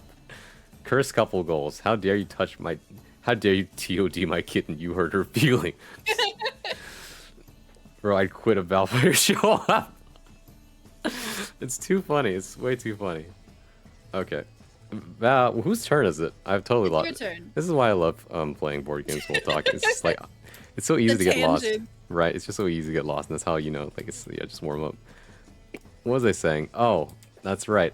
You reminded me when you were talking about earlier. I remember now when you said, "Oh, like Chibi Doki rated me," and like I used to watch Ginkgo. It is so radical to me. It's so awesome that once you get started, you get to like interact with these people that before you would only watch them from the side, you know. Mm-hmm. And it's like I felt so. I don't know where. I don't know. I don't know how to explain it other than like I was so grateful. I had a minor freak out on stream. Right. Like I just remembered like people I've been watching for years on Twitch, just like before I've made all my VTuber accounts, right? I was just nobody. I was a lurker. I'm just like, yeah, these people exist on somewhere in the world, and I just watch them through a screen. You know, I was like perfect chatter, lurked, never said anything. You know, collected points. And then now I'm like active on like the streaming community, and now these people know who I am and just raid into me, and sometimes even play games with them. I talk with them, and just like, yeah, I'm talking with you, right? I remember showing up to your streams like, damn, this person looks so cool. Like they got a cool following. They play their beginner Guilty Gear, but they have a lot of style. I can feel it. I have swag. You have swag. Also, it's your turn. Oh, thank you. Mhm. This is going in there. And so, yeah, it's pretty mind-blowing. Pass. All right. I'm done. I think that's Okay. it for me. Will I die? Will I pass? Let's find out. Oh, okay. So I got a Vorpal Axe, Warhammer, Torch, and 8 health. All right, I think I can do this. There's 10 cards in here. Yep. Heroes of the Let's find card. out. Wait, here are the Storm ones. Oh, yeah. The Heroes of the Storm was fun. Dies the Torch. He's dead. Vorpal Axe. Okay. It's dead. Okay, I take 4. I'm at 4 4. health. Okay, I'm at That's- revive with the healing potion. Revive. Dies to the Dead. torch. Dies to the torch. Dies to the Dead. Warhammer. 3 cards left. Oh no. I remember what I put in the deck. Dies to the torch. Dies to the torch. Okay. Oh, 07 in the chat. I put this card in. No! I'm dead. No, I failed in spectacular fashion. Again. Oh my god, you win. Yeah, because You I'm dead. died. Oh, you're the last person standing. Oh my Easy money. god. All right, who voted against me? Predictions. 07 Braun. We'll give you a Viking funeral just like every barbarian should. Please don't burn my body. 60% voted for you. Incredible. I always lose these. No wonder everyone's like skeptical. Home field advantage my ass. Colin Reese said Freelo. Doubters rise up, or as like one Swedish streamer I watch who makes predictions all the time. Any daughters in chat? Any daughters? Let's see. What was I gonna go on about? Oh, that's right. But yeah, so it sounds so you were a TikTok tuber, and that's how you got it. And then you started streaming more on Twitch, and then you got some big raids, and from there you just started spreading out, meeting more people, and then you're very cool. Yeah, I'm alright sometimes. I think so. You ever get that funny feeling of like a lot of people show up when your PNG or whatever is up, and like you're not even doing anything, and you start to wonder what was the point of even getting a model in the first place? I use my PNG just as much as I use my VTuber model. Especially since I have a few to choose from, right? I like commissioned a few back before I started. And then I have a really funny one that I like to use that Ginkgo made. Oh, You know the one where I'm slapping the keyboard? Have Yeah, I you love that stopped one. by? That one. I love that one. I I'm always love there in using your. that one. I can't watch the whole thing, but I love lurking in your your coding streams. Thank you! I love coding. Your It's so overlay, relaxing. I love your overlay of just the thought cloud and having like the videos. It's like this is what you're thinking about. It's Oh. it's a nice way to. Did that one hurt? They always hurt, but they make me stronger. But you're saying so it's a brave. Thank you. A worthy sacrifice. Would you like to play with the rogue or the warrior? By the way, You pick. I'll play the I rogue. pick the barbarian. Okay, but what was I gonna say? Oh, but yeah, you were saying about how it's a good way for like watching the videos to distract chat, maybe. Yeah, like it's a good way to relax myself when I'm trying to focus. I don't want chat to feel left out when I, tend to hyper focus on whatever task I'm doing. So it lets me lean back a little bit knowing that like something is occupying the eyeballs of chat, right? Even if I'm like sitting there stuck on a line of code. Mm-hmm. And meanwhile, we're just watching milk dry. Ow, Even if girlfriend, it's like congratulations. even if it's like random cafe compilations. Yeah. They're also really nice to have as background noise, even if it's Right. not music. Or just like watching Korean street food videos. Mm-hmm. It's just like, wow, I'm hungry now. Yeah. I'm always hungry, gosh darn it. All Those right. are so good. We're ready to move on to the 5th question. We're having fun here. By the way, you had to leave at 11, don't you? Yes. Alright. Probably closer to 10:30. So we can do this one. Okay, yeah, I think we have time. We just get I need to hurry it up a little bit. That's all. It's okay. We'll get past it. All right. Two Fun. monsters with strength 2 or Okay, less. here's question 5. I understand that you're a pretty big coffee connoisseur. Do you have a favorite coffee and why? And what coffee would you recommend that more people try? Yes. So how do I explain it? I really like. Oh, since I won, did you want to go first? Yeah, I can While do we that. talk? I really personally, it's a very, I don't want to say niche, but like lesser utilized method of making coffee. I Mhm. really like the V60, like the pour over drip method, but a single serving pour over because you can really micromanage the output of the coffee. I see. It, 2 things. Oh, go ahead. Finish your thought first.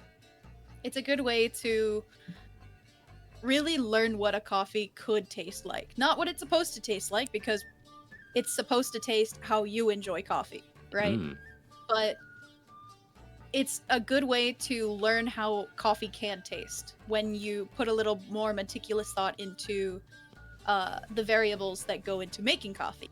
that's interesting. Violette is agreeing with you. Single serve pour over is so good, shaking your hand.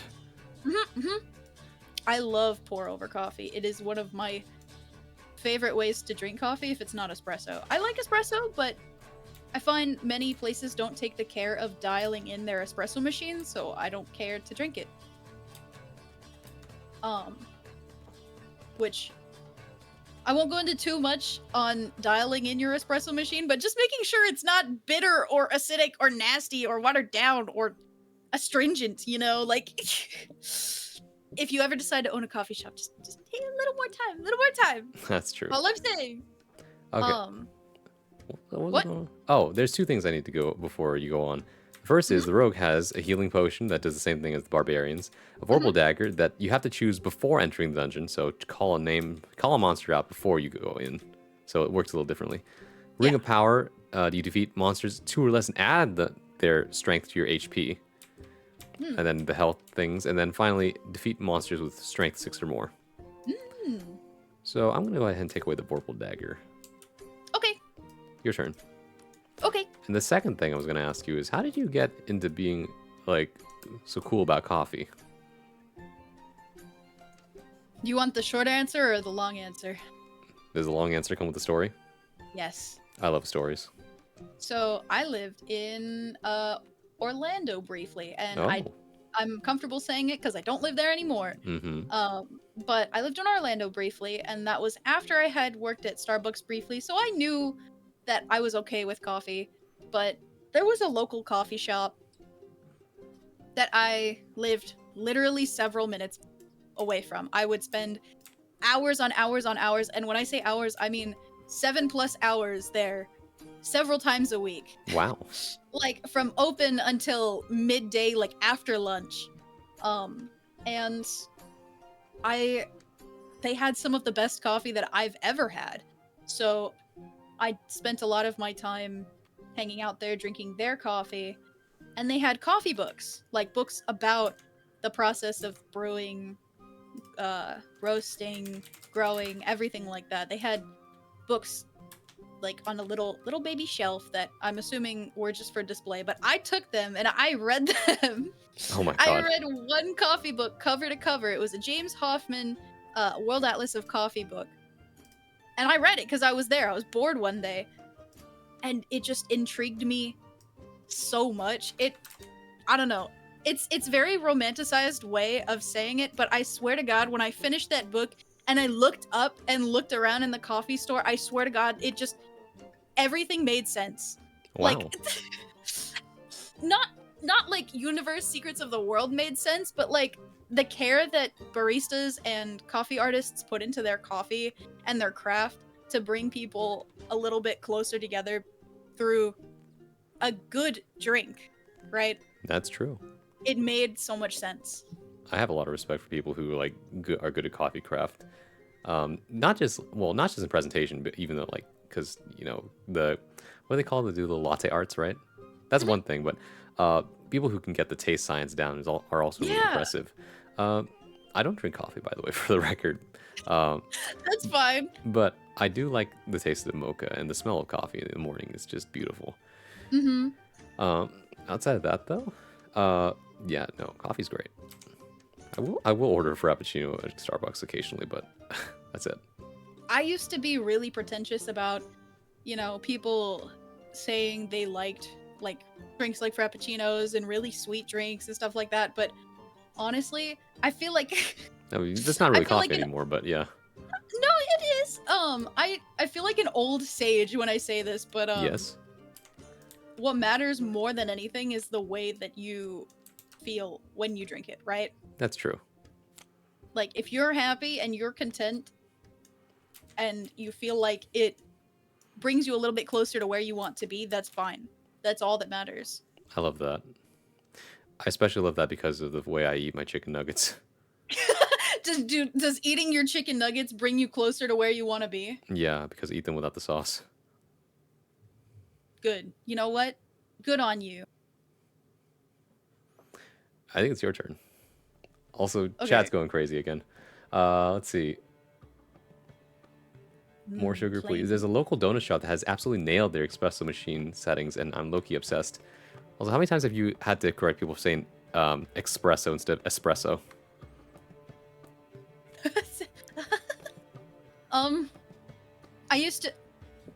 I used to do it when I worked at the Starbucks, and I'm a bit ashamed because, like, people who go into a Starbucks, they don't care. They don't care. That's they true. want to go in, get coffee, and leave. They don't That's care true. what the coffee They tastes might like as as well long be as they getting get McDonald's coffee at that point.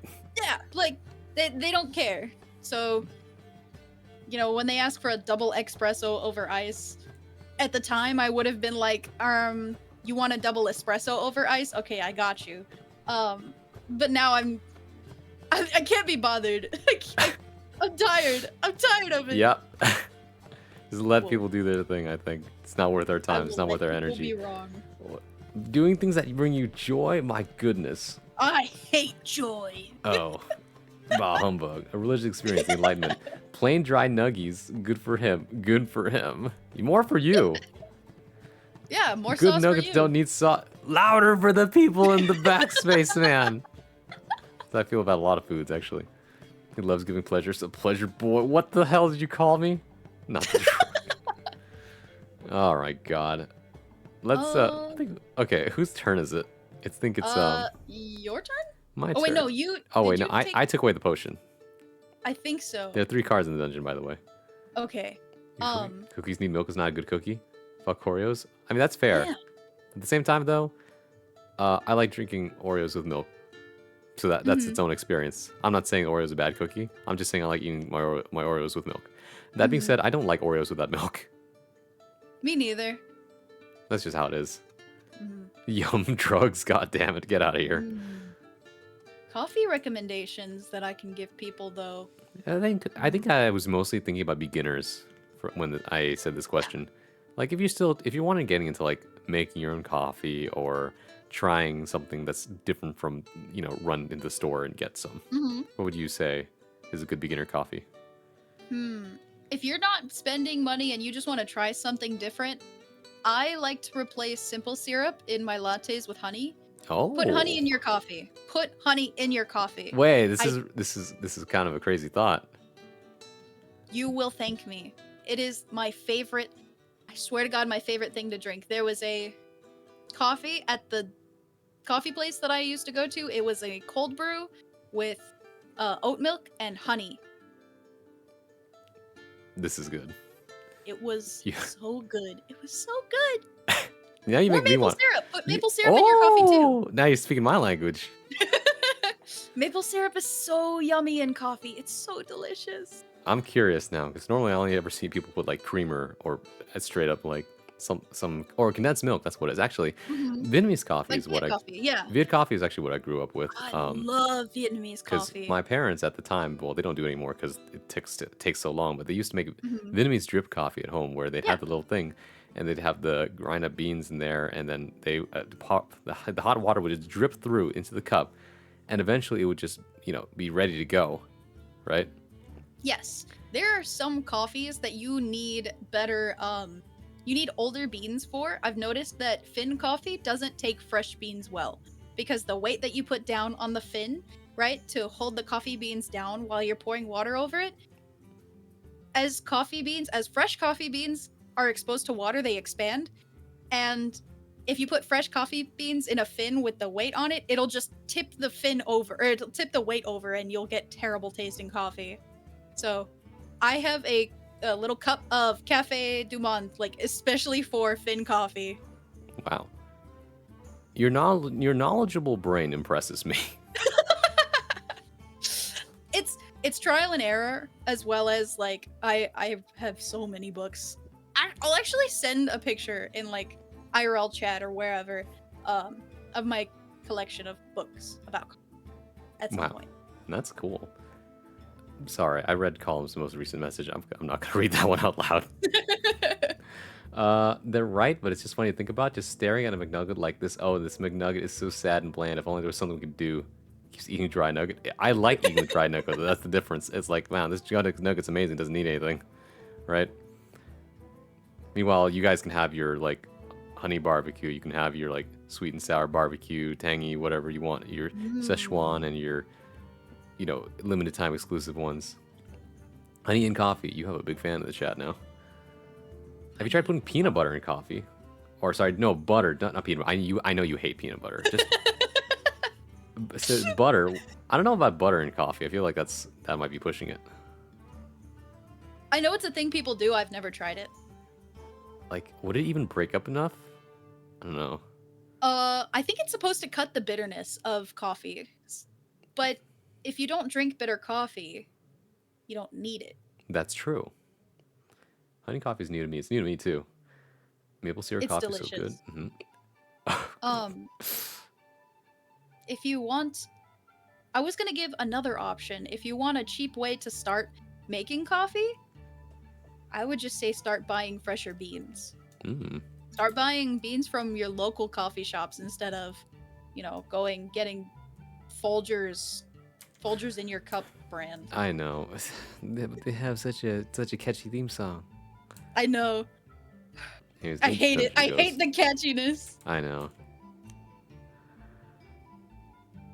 Oh.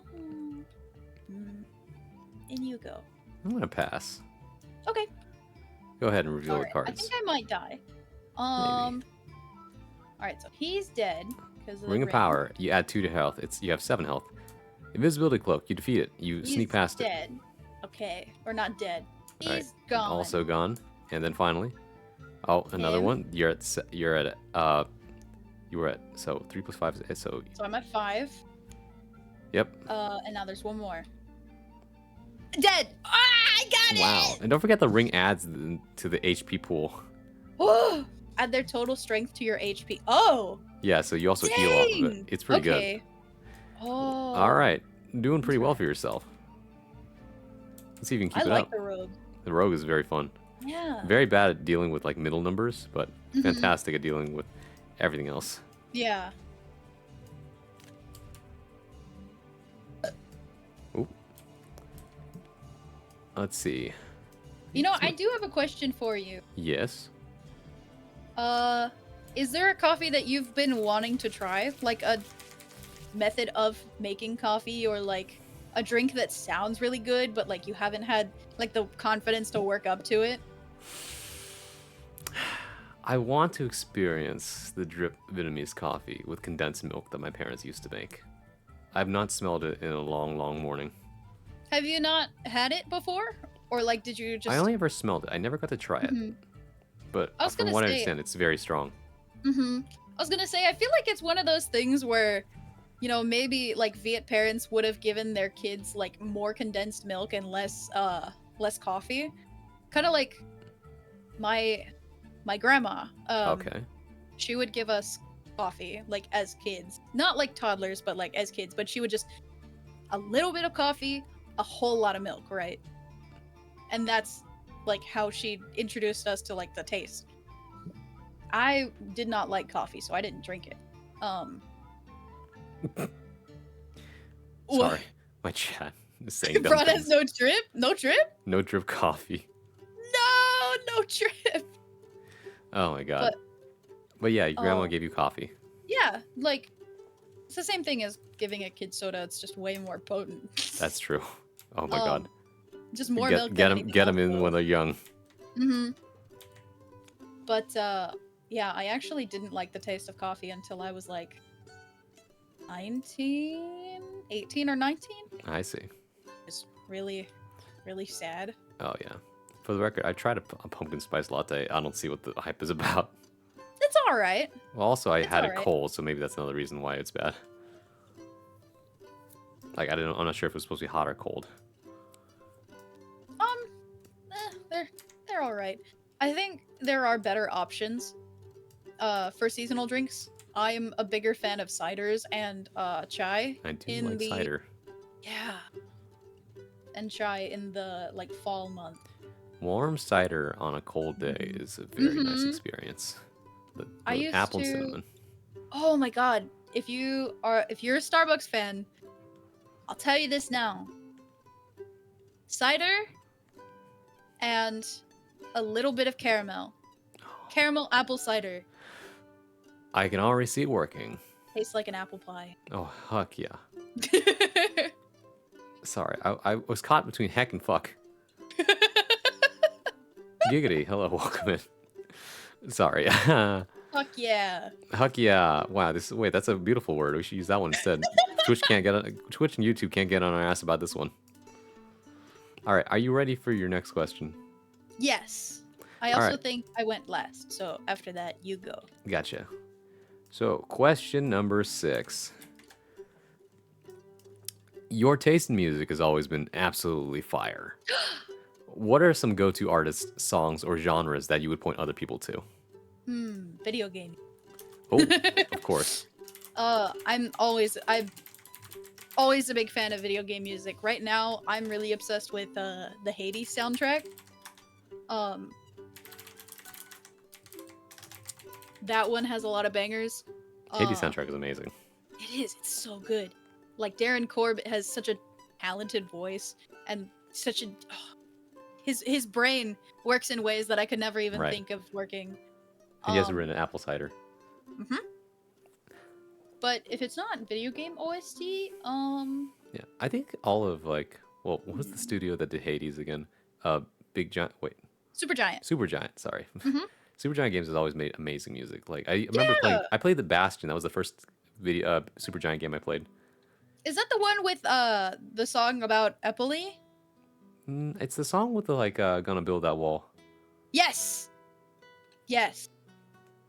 I have heard some of the other like Supergiant soundtracks. I still That need to one play goes Pyre, and I never finished a Transistor either. They focus on roguelikes, right? Or roguelites. Kind of. Well, Bastion it's actually like a single player experience, and so is Transistor. But Hades is actually the first like proper roguelike I think they've made. Mm-hmm. And Pyre is like a strategy game, so Oh, okay. also with the story. They've been pretty consistent in that like 1/3 view or 2/3 view. Yeah, the 2/3 Style. view style with that, they have a very strong art direction and musical accompaniment that goes along with it. Mm-hmm. Like very folksy, and at the same time like I don't know how to describe it. It's like exotic's not the right word for it, but you know what I'm saying, right? Yes, I know what you mean. I was telling one of my friends, I was like, you know, as weird as it is to say, I really do think Hades has an insane amount of ass shaking music. You know, Like, I it's for totally get something what you with a mean by really that. catchy beat, right? You know what I mean, right? To quote a very cool person, rotating my ass in circles. Rotating. Me when I throw that ass in a circle. Throw it back. But no, they have insanely catchy songs. But if it's not video game music, That's right, yeah, that. What the My fuck take- is an 1850s shaking ass to Beethoven for real? Me doing the grapple input with my ass cheeks. Oh my god. Isometric? Yeah, isometric, I'm 9. Yeah, I love Bastion too. But let's see. So I know Bomb Rush Cyberpunk is so good. We love the yes! OST. Oh my god! So many good video game music. I listen to nothing but video game music OSTs when I'm streaming these days because well, number one, it's underrated. Number two, it's you can't hit me for well, actually, Exactly. there are a couple that hit me with copyright, but it's only if they've been sampled. Yeah. It's usually Kirby and Professor Layton that gets me in trouble for some reason. Really? I don't know why. Those two seem to have That's weird because I know, right? those are like the easiest to stream. I Like know. everyone, I've seen so many people stream Professor Layton. Right, and well, they're probably just streaming like the newer ones or the older ones. Mm. But for some reason, there are a couple that like every time I play through them on the playlist, I just get flagged and it's like, sorry, that's copyrighted. I'm just thinking to myself, someone sampled this for sure. Same thing with Gourmet Race from Kirby, like somebody rapped over this as a sample. I know it for sure. Yes. Probably. Yeah. Rapped or sang or what have you. I can't really think of anything else that I am like a huge fan of at the moment because my tastes are constantly changing. I have a very big variety of music interests. Oh, I totally get that. Are you one of those people who actually does listen to everything? Yes, yeah. Yeah. I can't even say I don't like country because there are lots of country songs There that are I good do country get down songs. with. Especially like line dancing Oh, yeah. country songs. Like I grew up in a Mexican household, right? So we went to family reunions and we have a very big family and we love line dancing. Like Tianos love line dancing. I can totally see it. Like if you put on the boot scoot and boogie, I swear to God I will stand up right now. Oh, hell yeah. I would love to learn how to line dance. It sounds like fun. Which It's is not so to fun. not to be confused with square dancing. Line dancing's like group dancing. So you just reminded me that there's in Japan there's like a whole bar dedicated to being like Texas. Really? Oh There is. my God. Like the Japanese people try to recreate it, and there's like Texas flags up on the walls, and like every hour they'll like tell everyone, "All right, it's time to do a dance." Like grab your partner, That's so cool. right? And I just think, wow, that's wild. I love that. There are people who are like Western, like obsessed with Western. Westaboos, Yeah. I guess that's what they're called. Have you seen the? Okay, I always every time someone brings up Westaboo, I always had to bring up the Kenichi Smith copy pasta. I'm not gonna read it right now, but I'll make a note to send it to you later. I think did I go last or did you go? Let's see. I put There a are thing 5 on the cards. okay, so it's my turn then. In there it goes. Can I link a clip? All right, Munch, you can link a clip. Line dancing is fun. We can't have another since I left you in introducing. Absolutely tragic. Limes can dance. Squares can dance. Limes. The Western can weaves. Line dancing when curve dancing comes in. Texaboo or Westaboos, yes. American Ninja from one of the Super Sentai episodes. I forgot about that. That was a thing. I remember seeing that clip on Twitter. I hate both anime and country music. Oh, I mean, anime music kind of bangs. What? And then what else is there? Then there's like jazz. There's metal. I do like 1920s, 1930s jazz. Oh yeah, lounge and like big band jazz. Mm-hmm. And there's there's personally I like melodic metal a lot, but power metal also makes me very happy. Mm-hmm. And then contemporary country versus like classic country and then there's like folk and then indie folk and indie rock and then punk rock, and I like rock. Alt rock is actually my favorite genre. Yes. If I had to pick a favorite genre right now, it's definitely like indie and post rock, and some variation of math That's rock. true. Oh, I love math rock. Oh my god, my brother got I me think into I've it. talked about it before. Yeah, it's like, oh, you like math rock? I love math rock too. If you guys don't know what math rock is, it's like, it sounds like really, really cool, like rock that has like the guitar going off, and that guitar is not just firing off random notes. They're actually playing it in very specific time signatures, as well as like what's it called, arpeggiations of chords. It's kind of That's insane what what they're doing. I describe it as twinkly guitar solos in odd time signatures. Yeah, exactly. Idle ones and acoustics. Never watched a VTuber. Could never imagine. Yeah, my audience doesn't watch VTubers. Smile. Nuh-uh. I've never met a VTuber before in my life. Fucking what? A V what? A VHA? What? A V what? Oh.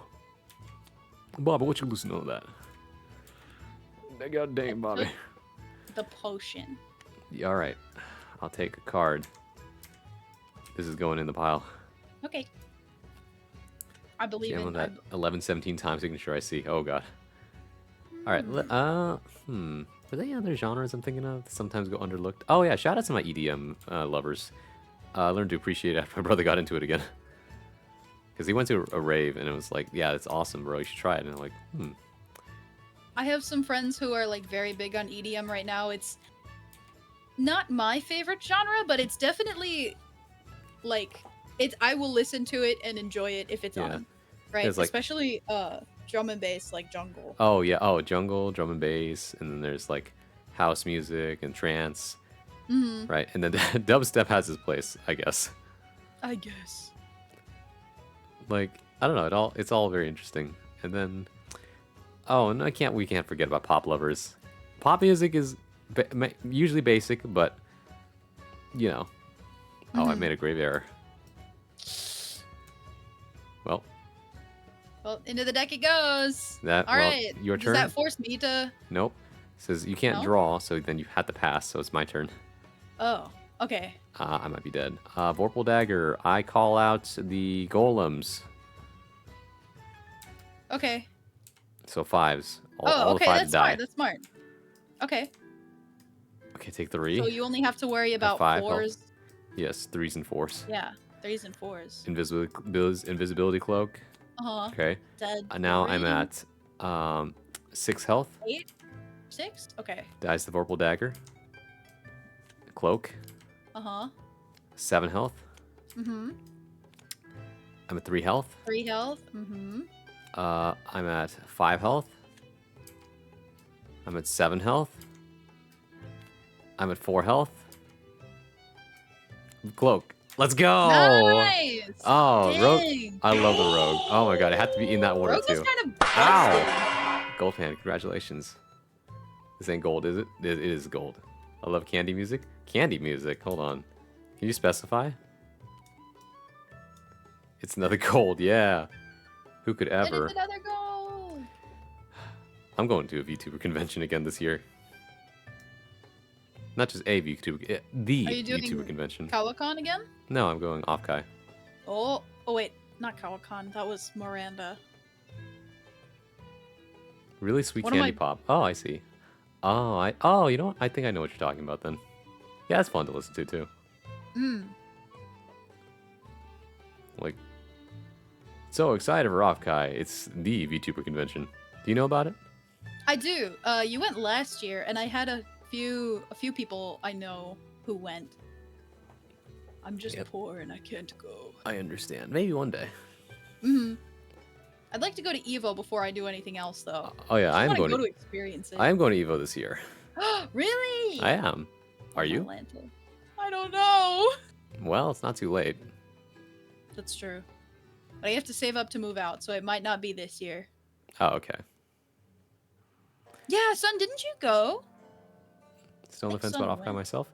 I can vouch that it's a pretty cool convention. There's no other convention like it. It's got a real weird, like real warm feeling to it because everybody's there for a very like specific love for one thing, which Yeah. a lot of conventions do. But this one doesn't feel pretentious about it. Yeah. It's very like it's by nonprofit. It's pretty much grassroots, Hmm. and yeah, there's all sorts of different things you can do there. They also had like a sticker rally and things like that. Where the ribbon rally was really funny because you know how you have a little badge you can have when you go to conventions, right? Yeah. They had ribbons you can like tape to the badge, and then you could tape more ribbons to the Oh. ribbons last year, and then there was a contest to see who had the most ribbons, who had the longest badge. And some people had like entire scarf. That's how many ribbons they managed to get over the course of the convention. So there's just like funny stuff you can do. They also had like a thing where like if you visited all the stations, they had stamps. Like, oh, you got them all, you get a free poster. Oh. When is off, Kai? It is at the very end of May this year. Son, you have to go be ambassador for Year's End. Get Year's End at Offkai 2025. If you manage to, what's it called? Get someone on the inside, they can always like virtually Discord call. Yeah. Then you could be like a little robot. Yeah. Yeah. Let me meet some cool VTubers. And for next year, if you still can't go because you don't have the funds, you can always try and applying as a guest, and you can always like virtually be there by like streaming in and saying, "Hey, I'm here to do a panel." That's true. I could get like a little booth and you just sell T-shirts. Exactly, a little meet and greet if you want to too. Wow! Oh, that would be smart. That would be fun. Yeah, it's really cool. My reservation is that there isn't really anyone I follow on the roster this year. Oh, that's fair. Africa Expo, the VTuber convention, May 31st, June 2nd, 2024 at Hyatt Regency, Burlingame, California. There you go. Munch is a volunteer there. Shout outs to the homies. All right. Whose turn is it? Oh, wait, we haven't started. Yeah. You won. I think. That's true. So you can go first. Okay. All right. It's quite time for question 7. 7. We're making good progress.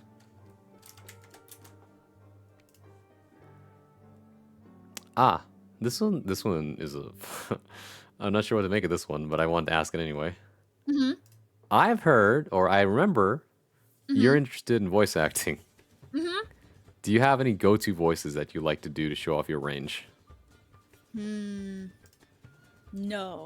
Okay. I don't have a portfolio, actually, so I don't have anything that I can really do that would be...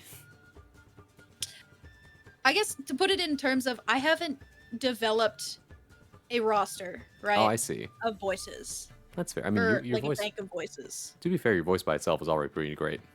Thank you! I could develop like a little voice bank, like a mental voice bank. I like to hit people with the reluctant shonen hero. Oh. Right, the awkward shonen hero that everyone That does. one's a fun one. That one's a fun one to do because everyone seems to want to make fun of Midoriya. I'm Deku.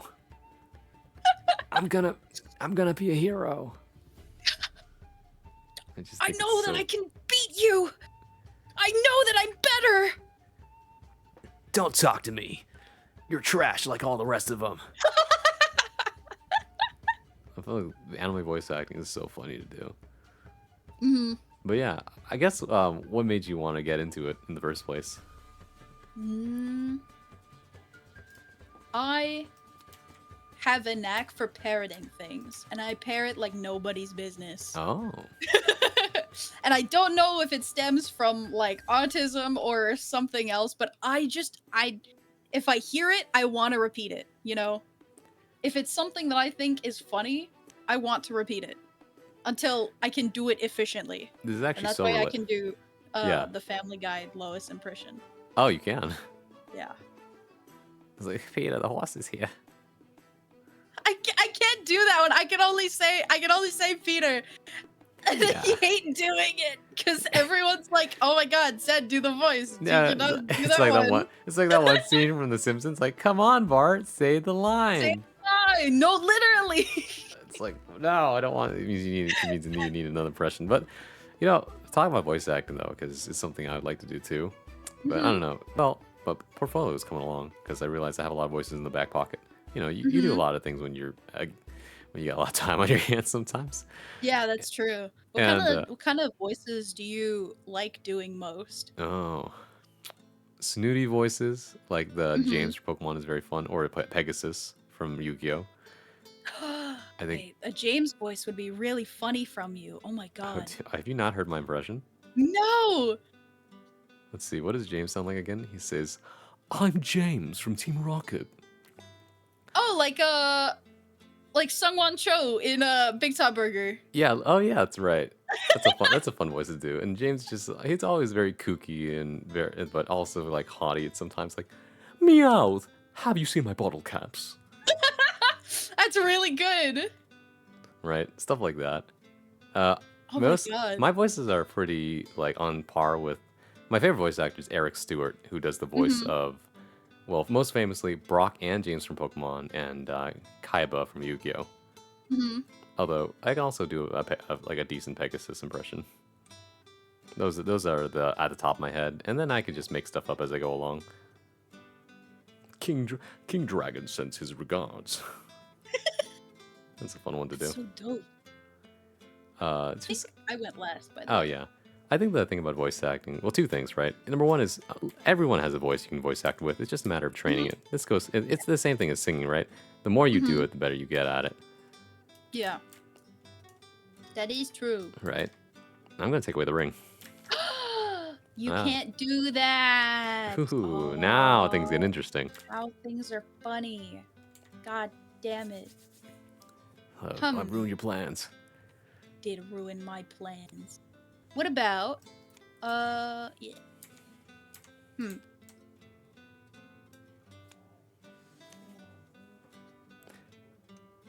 Oh yeah, that's what I was saying. I think that everyone has a voice that they can develop, and I think the thing is knowing what the strengths of your voice are, as well as different ways you can utilize your voice, right? Mhm. Of course, like sometimes you have to accept there are certain voices you can't do. Like not everyone's Yeah. born with super low pipes or super high falsettos, right? You learn to work with it because if you could do every voice, then there wouldn't be a market for everybody else. Mhm. I learned that my register, at least when singing, is very middle ground, Mm-hmm. right? Because I haven't trained very high or very low. I'd Oh, like to train lower so that I can do more tomboyish or boyish voices, right? oh In the yeah. future. I think that would be a lot of fun. Uh huh. That's on the front. Yeah, I think And you sound like you'd be an yeah, alto. I Uh, would really like I would really like to like audition for like whether it's visual novels, like voiced visual novels, or I don't know, like indie projects or something. I'd really like to do like more boyish characters. Especially coming from someone who has received a lot of "Are you a boy or a girl?" on online games. oh wow. Like I might as well make use of Androgynes that feature. is awesome. Mm-hmm. Uh, no, yeah, for sure. Like voice training actually is more or less just being able to do exercise every single day where you go do re mi fa sol la ti la so fa mi re do, right? Mm-hmm. Do and then do and then like double bubble gum and down, double bubble gum and down, like stuff like that. You learn a bunch of different exercises when you do singing, but you can also Mm-hmm. do like different things that voice actors use as well. Sometimes people like to do tongue twisters, like um, what is it? Peter picked a peck of peppers. How many Peter peck? Wait, I forgot how it goes. Peter Piper Peter, picked a peck of pickled peppers. How many? Wait, yeah, that. And how then many peppers did Peter Piper pick? Peter There's Peter Piper? Mm. there's something missing there. I don't remember what it was. How many pickled peppers? How many pickled peppers did Peter Piper pick? Mm-hmm. She sells She sells seashells seashells on the by the seashore. seashore. Um, she can't sell them anymore. I didn't hear that part. Yeah, Also, that's. pass. Oh, You thank you. fight the dungeon. I fight the dungeon. I will You either die fight. trying or. Yeah, by the way, we're Die both one away trying. from winning. So we'll see what happens. Mm-hmm. 3. Ouch. I take 3. I'm at 5. I take 2. I'm at 3. 3. I You revive get with 3. revived. Oh shit! Was that Wait, it? oh, it's Wait. not. I No. ripped it too hard. Hold on. Oh, So is this one you first? ripped it too hard. Then So took that's 1. 2. Okay, so there we go. So I was at 5 and then 3, 5, 2, 6. Yeah. Diced Invisibility Pass. Cloak. I'm at 1 health. Diced Invisibility Cloak. Pass. Yeah, that's it. Revive. I win. Oh! Let's go. Wow. Damn it! God, I love the rogue. Rogue is so busted.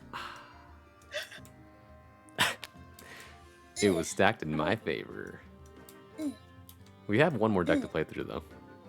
It's true. We have to speed run it. Oh yeah. One last thing about voice acting though, I just wanted to talk about, which I think a lot of people tend to get the wrong idea that voice acting means you need to have a lot of different voices. No, if But you're no, good at one voice, like exactly. be good at that one voice. Yeah. I think what it is also is that there's a big difference between doing impressions and Mm-hmm. acting with your voice, right? Yeah.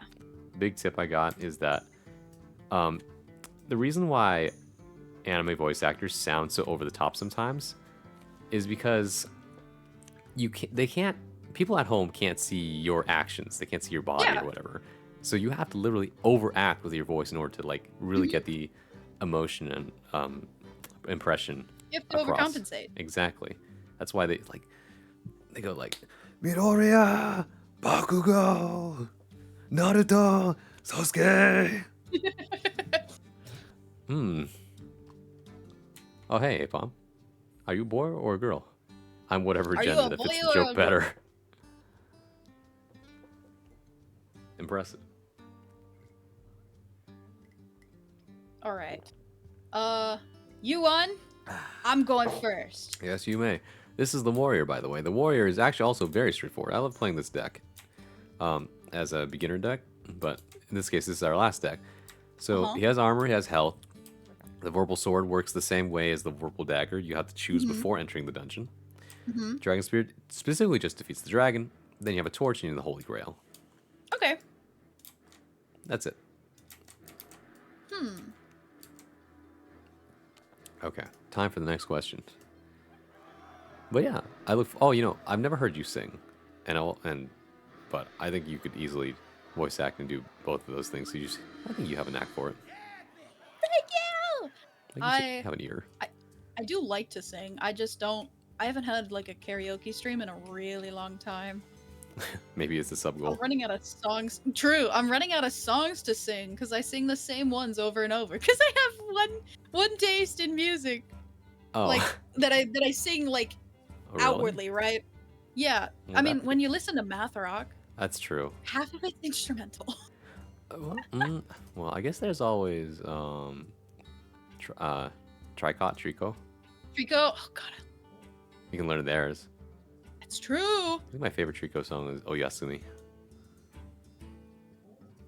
I no, that's my favorite song. Oh, Kat, thank you for raiding with the party of 4. Welcome in, Raiders. Hello, my name is Bronsois, modern day bard at your service, your one-stop shop for poetry, performance, and pleasantries. When I'm not playing fighting games, you can usually find me reading, writing. Sometimes I might even sing you a song. Hey, welcome in. Anyways, we do have to hurry this up a little bit because I know you gotta leave soon, Zed. Question number 8. Mm-hmm. Oh, this is a good question, actually. I'm interested. You've got some merch either in the works out now or for people to buy as product. Can you talk more about your experience turning your ideas into like actual things that people can, find and purchase? So I have 2 waves coming out of merchandise that I plan on selling. One of them is the same art that I have for my fight stick, so it's very Ooh, like close to home for me. That one was like I gave the artist like the okay to just do whatever he thought was cool, and he really did. He did such a good job on it. And then later on I was like, you know what? This would be amazing as merch. So I reached out to him and I was like, can I just have the commercial rights to this? Can I buy them so that I can turn this into merchandise? And he was like, yeah, okay. So the first one wasn't really much of like a plan, but the second one I'm collaborating with my friend who's doing the art, and he and I spent a while on the ideas for the yeah, I guess in there you go. He and I spent a while on the ideas for the merchandise that I'm going to be releasing, which is 3 t-shirt designs and a sticker pack. So it's a lot. But how do I explain how I came up with the ideas? We sat down and we brainstormed for a good. Did you just go? yeah, I just went. I took the Okay. the Vorpal blade. We sat down and we brainstormed for a few hours. And he was doodling, and it was a lot of very like good, healthy back and forth. Because it's one of the Animal Friends, which is like Yeah. the VTuber group I'm a part of, right? Aminal friends. Mhm. Aminal Friends. He is such a talented artist. I love my friends dearly, and I love that I get to do this with the people that I trust the best, right? Mm-hmm. That I know will take care of me, basically. Oh yeah. And take care of my ideas and care about my ideas. Love that for you. I'm really excited. There's no release date planned for the future for that merch, but I wouldn't dream of rushing him. So it's just whenever we plan on working on it together. 3 or even number dragon. Is most of your Did you take merchandise? something? I took. Oh Well, yeah, no, the Warble sword. I put the dragon in the. Or wait, what? Sorry, I put the dragon You put spear the in. dragon. No wait. Oh shoot! Slipped the mouth. Oh, Uh-oh. Data. Freudian slip. Oh no! I haven't found out. Well, that's all Mm. right. It won't matter. Go ahead. What were you saying though? I was saying, is all your merch through different vendors? Oh, Because that's a whole thing, right? I don't know how you deal with vendors. Seems to be a thing that a lot of people are probably wonder about when they're going through making merch. Even I haven't made merch yet, but I always wonder about these kinds of things. my merch is through one vendor, Fourth Wall, which is a print to order company, which is really nice. I don't have to buy in bulk, and they get slightly more profit for in exchange for print to order and slightly higher quality. And I get to choose the brands of shirts and products that I use, right? So a little bit of give and take, but I'm really excited to be working with Fourth Wall. After, if it does work out, great. If it does not work out, I do have plans to not do print to order and instead stock and have printed through a larger company. I'd have to ship them out, but I want to maintain this merch one way or another. I think that's really cool to have like one dedicated vendor. It also makes things a lot less of a headache. It's true.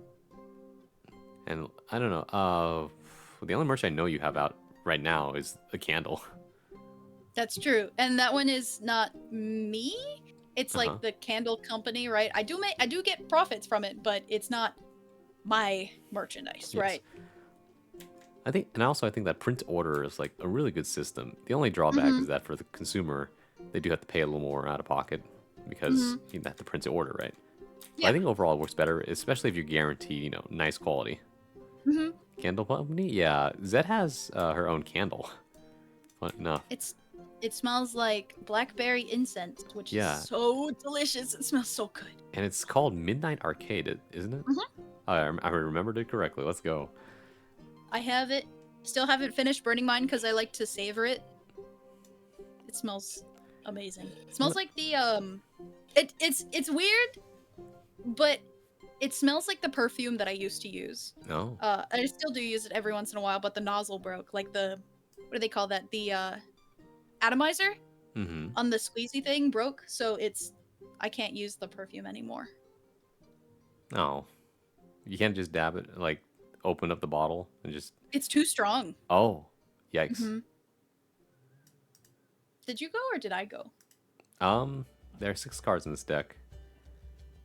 So, I started. I'll pass. So you can go. Pass. So I can go in the dungeon? Yeah, you have to go in the dungeon now. Oh, shart. Okay.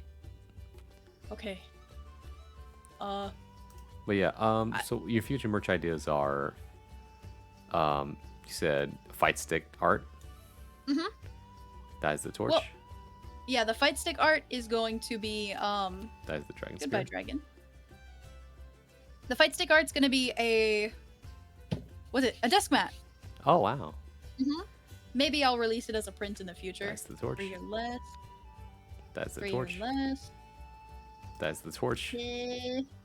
That's the torch. Holy. Yoink. All right. Fair. Getting serious.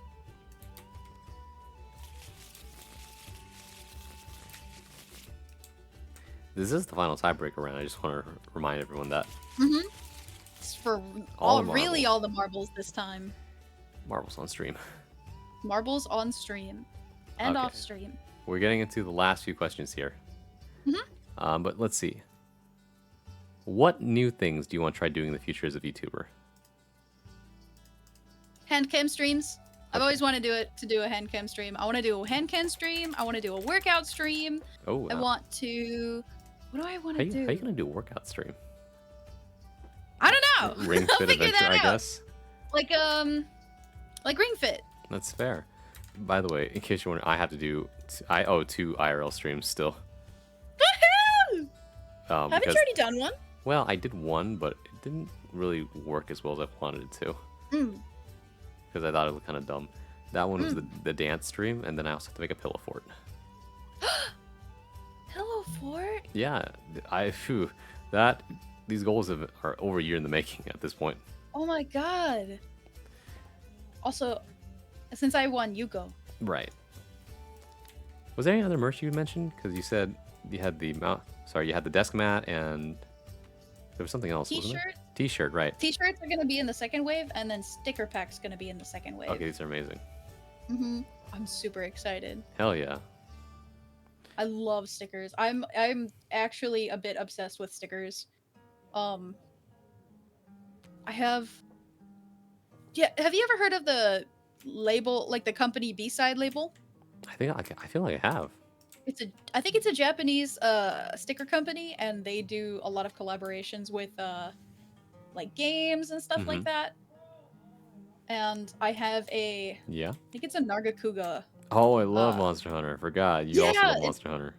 It's a Nargacuga sticker, and I haven't put that on anything. I just have it. I always find that I always buy stickers, but I never stick them on anything because I have nothing to stick them on or want to stick them on. Because like laptops, I like keeping them clean. I don't really have a hydro flask because all my hydro flasks never last long enough for that. So I don't know. That's valid. I'm stacking the deck. Uh-oh.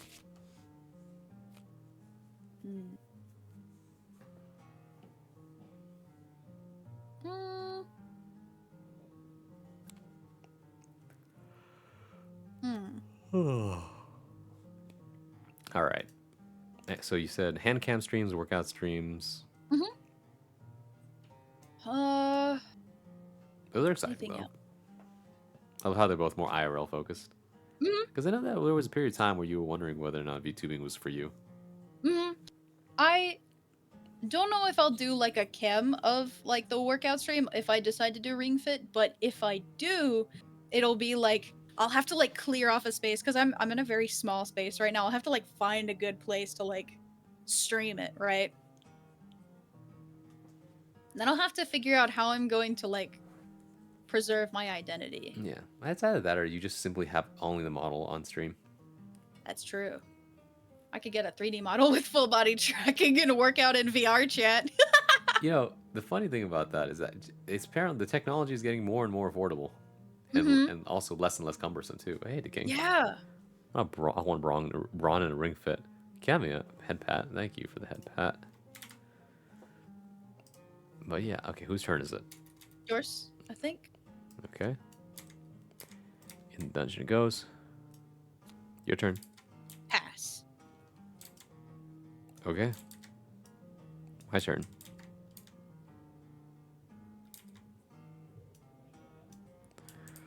Alright, here we go. Wow, this barbarian has very little, but let's see what happens. Dies to the torch. Dies to the torch. Dies to the torch. You die. I'm dead! There's no dragon spear near. Grail. Damn, the dragon killed me. All according to plan. All according to plan. Oh my god. Great, now you're pretty much up in 2 different ways. Oh wait, why am I putting these back together? Get over it. Get over it. How go, my boy? It's going pretty well for Friday. You know, chilling, having a good interview, playing a board game. Losing in the game. I'm not losing that hard yet. Not yet. What is the prediction right now between you and me anyway? 51% on you, 49% on me. It's a 50-50. All right. I think we got it. Oops. We do have to break this tie. But first, let's see. Oh, here we go. Question 9.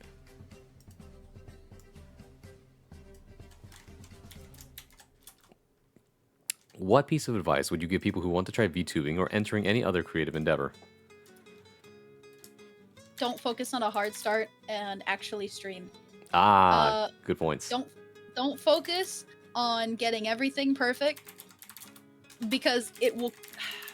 It's a kind of a toxic outlook on it, but I swear my reasoning is valid.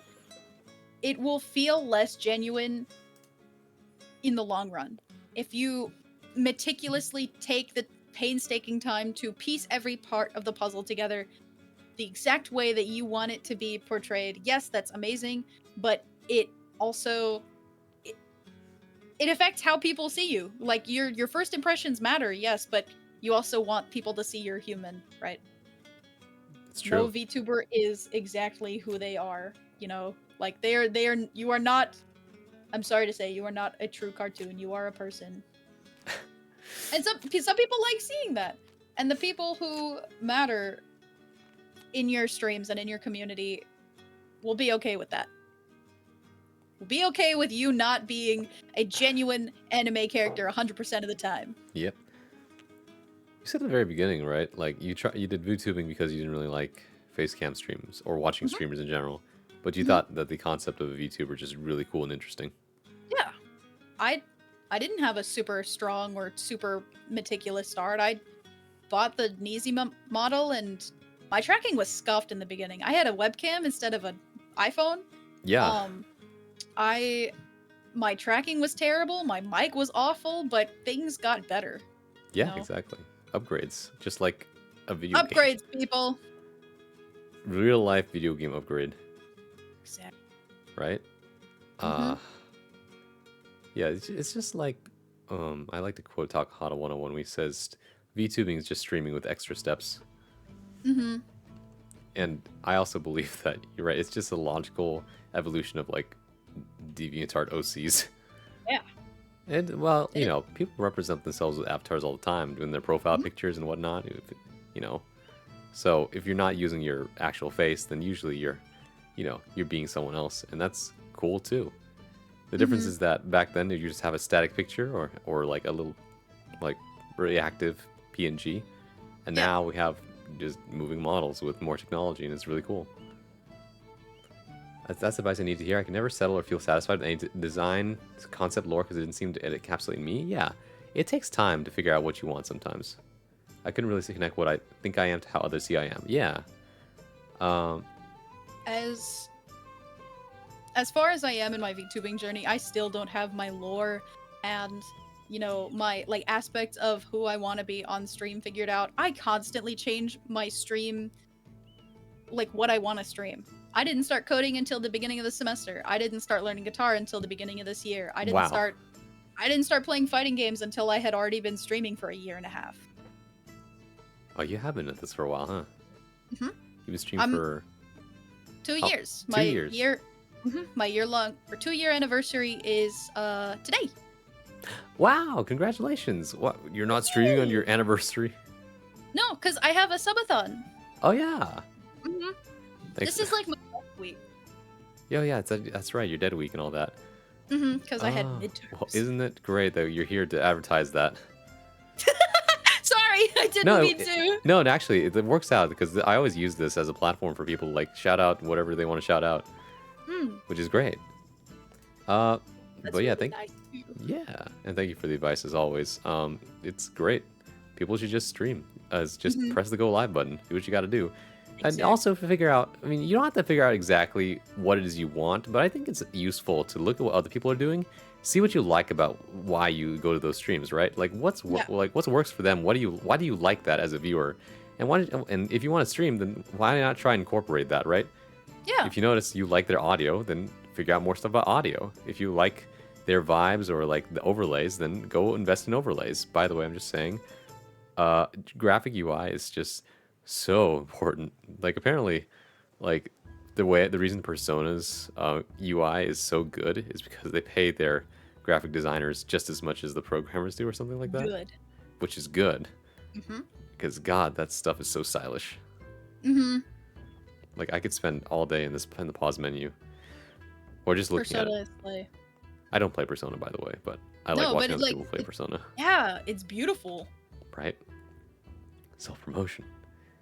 Webcam tracking used to be so bad. Now I was not there It for did. that, but because I happen to have I needed a new phone, and I convinced people to let me get an iPhone, and it worked Good. out. Because I said, "What do you want to get? What do you want an iPhone for?" And I said, "I just wanted to try it." You know, always. By the way, I'm still a pretty big Android enthusiast. Instead, I just like But it more. iPhone But tracking. you do get used to using an iPhone eventually. Mhm. I still think some things are kind of unintuitive, though. Mm-hmm. You're definitely not wrong. Also, are you going first? Oh, that's true. This is technically possibly the last round if I die spectacularly. Perhaps. Or you win. I'm gonna put it in. I hope I've at least convinced one person to just start streaming outright. Oh yeah. I hope so. It's a great way to just meet people, in my opinion. Mm-hmm. Put yourself out there. It also gives you a great creative portfolio if you ever wanted to use one. Although I guess it is a little bit weird to explain what VTubing is to somebody. Yeah. Well, actually, no. Some people are have an easier time wrapping their heads around it. Mm-hmm. Well, here's a fun story. I tried to explain to my mom once what it is I do, because she understands I stream. She understands the concept of a streamer, because YouTube has people Yeah. who stream. And, you know, like, oh, she understands I use my funny voice to make people laugh or, like, wow them. But the moment I try to show her, well, like, this is a little guy. He's on the screen, right? And she goes, well, who's Mhm. that? And I said, that's me. What do you mean? Like, and I tried to show her, like, the little app on my phone. Like, see, it moves when I move. Yeah, but that's not you. And at that point, I'm just like, I'm not sure how to explain this, so I'm not going to. Mm-hmm. Maybe some other time. And I just thought it was really funny. And then, so, the more technology savvy people are, usually the easier it is for them to grasp onto the concept. Yeah. Because, like, for example, when Miku Hatsune came out for the first time, I remember that YouTube in 2006, 2007, interviews of people walking down the street. What do you think of this music? As they played Miku Hatsune music on the shopping stereos, and people said it's different. I don't mind it. Mm-hmm. And people didn't really understand what it was at the time, but now we all understand it because Miku is like a smash hit. It's just technically she's an instrument, Yeah. right? It's cool. I feel nervous about that sort of thing because I don't want to like accidentally copy or imitate what other channels do. But that's a good point. Seeing what you enjoy from others and try it. Yeah, right. It's different from copying and stealing. That's different, right? I'm thinking of certain video games right now, but it's fine. I'm thinking about how you can be. It's not even just inspired. Just understand how things work fundamentally, right? And then understand how do you make that part of your own brand, right? And how do you differentiate your brand from other people? I think that's important. Okay, my turn. It's in there. It's going in the dungeon. It's going in the dungeon. Well, no, Almost I Swallow don't refuses to believe her eyes. She just didn't register what exactly it is, that's all. Let's see. I think that brings us to our last two questions, which are the fun ones. Woo! So, question 10. Mm-hmm. What's one thing you think more people should know about? Just in general? It could be about anything, really. It's a big open question, but sometimes you'll have a very big passion like, you should know about this. You go while I answer this. Yes. What's one thing that I think more people should know?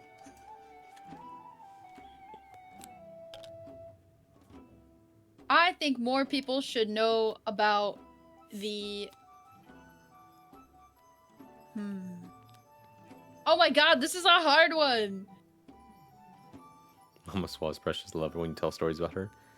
You gotta copy something, just copy the good parts. Yeah, you're not wrong about that. That's how you make it to success, I guess. Mama Swa refuses to believe her eyes. VTuber? Not my son. My son would never. Just kidding. Maybe if I ever properly explain it, maybe we can do that, like a VTuber meta of like, hey, my mom's gonna do React content with me. That's always a fun. Take your time. In the meantime... Wait, go ahead. Oh, you have it? I think more people should know about the importance of just trying shit. Like, it's very broad, but I feel like a lot of people don't even try things because they're afraid of the consequences. Oh, that's true, huh? But the terminology, what's the worst that could happen, is so true. It is so true. I'm gonna pass, by the way. Oh, okay. Oh, moment shoot. But I think you have a big point when you say that. In fact, there's another person I know. I don't remember who it was exactly, but they said you should try things at least twice. Because who knows if the first time was a fluke? Yeah, exactly. Like, do you know if the variables were constant? Do you know if the outcome is going to be the same both times? But no. Exactly, right? Just try stuff. You never know whether you're going to like it. That's what I learned from my brother, too. Like, how would I know? Actually, well, VTubing is a bit of a special case because I felt from the beginning that, yeah, I'm going to like this, but I kind of just want to start. But there's other things I didn't know I would like until I tried it, for sure. Yeah. That's why I try peanut butter every once in a while, just to make sure I really don't like it. Right. And I don't like it every time I try it, but... That's true. I used to there are a wake lot up in the morning. Yeah? Go ahead. Finish your story. On my way to work in the morning, I worked at a cafe aside from Starbucks when I lived in Florida very briefly, and I'd start my day by trying to eat an Uncrustable. Oh. Yeah. Well, those are good if you like peanut butter. Peanut butter is like do. an interesting flavor of well, it's both the texture of like it's like buttery and it sticks to your mouth, and then it has a very tangy flavor. Yeah. It's like, oh, so you either like it or you don't. Yeah. Kind of like how I don't like weirdly sour foods. Like pickles? Yeah, I don't like pickles. Okay. Like that kind of, or any condiment really. Not even ketchup? Nope, no ketchup, no mustard. Soy sauce is fine. Fish sauce in certain dishes. And then like, well, sauces are okay if they're like already baked into the dish itself usually. Yeah. Yeah. That's why like... Because it cuts a lot of the acidity, you're right. Yeah, like for example, like lots of Mexican food, like the ingredient by itself is probably like really pungent. But once you cook it in, it's just like, well, it balances out with the rest of the flavor, so I can't even tell. Yeah. Also, Apom, I think I missed some of your messages, but you said, I put some stickers on my Xbox One, and X1, they stuck. Wow, nice. I want a gasoline candle. Remember son dying is KJ. Okay. And then I think I got all the messages. Cool. Also, dog, hello. I forgot to say hello. Oop. All right, let's see what's in this dungeon, shall we? Yeah. Torch. Okay. It's dead to the torch. Dead to the grail. Dead to the torch and grail. Dead to the torch. Dead to the grail. Dead to the torch. Oh. I'm at 2 health. 2 health. Fuck! I'm dead! I was this close to retirement. No! No! And once again, the recurring trend of me losing on my own show continues. Boy, am I glad I didn't bet anything this time. Would have lost my house. Prediction. Alright, chat. You voted. Here's your winner. Get your points. Bless. Congratulations to everyone who voted against me. It's like, no offense, Braun, but we stack it against the house around here. And honestly, I can't fault you for that. That's true. Who votes for home nowadays? The home team? Who votes for the home team nowadays? Let's see here. Oh, okay. So we got one last thing here. So first off, I'm gonna field questions from chat. Chat, this is your chronic believer. I understand. Chat, this is your moment. Swa lives on.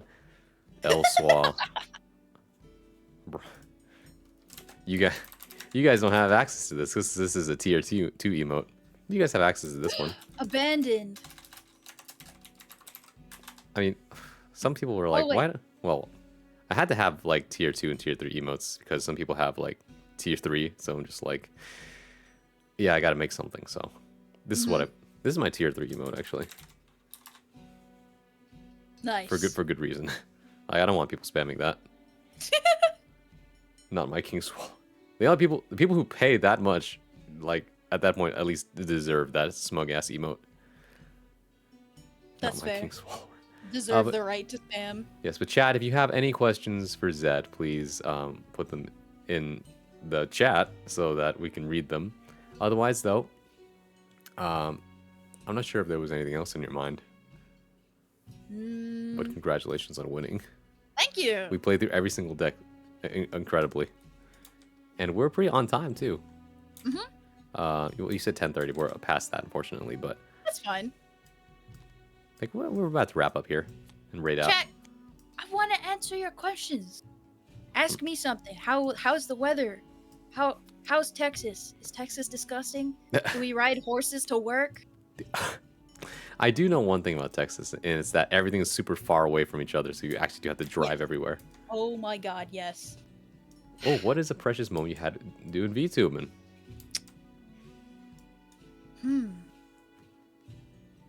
So, I had a very shit computer and set up for a long time. An anonymous funder basically gave me a hard reset for everything.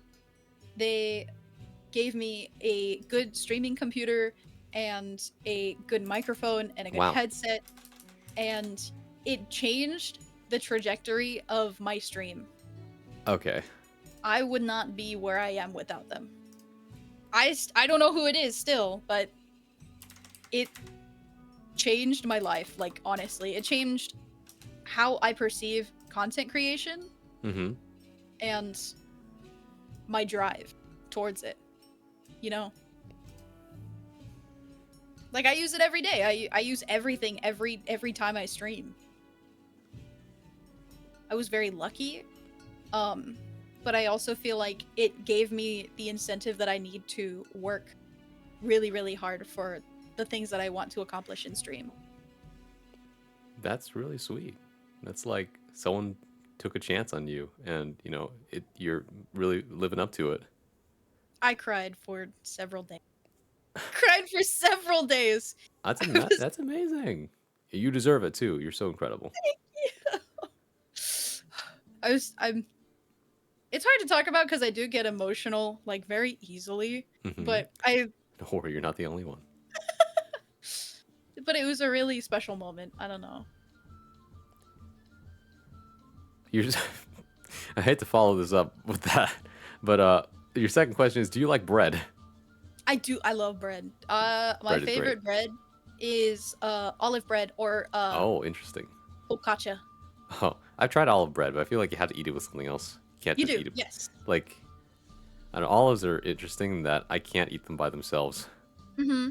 But on pizza and like other stuff, like They fall under like the too sour, like the green olives. Yeah, Mhm. it's just like this is too pungent, which is surprising because I like durian. That's fine with me.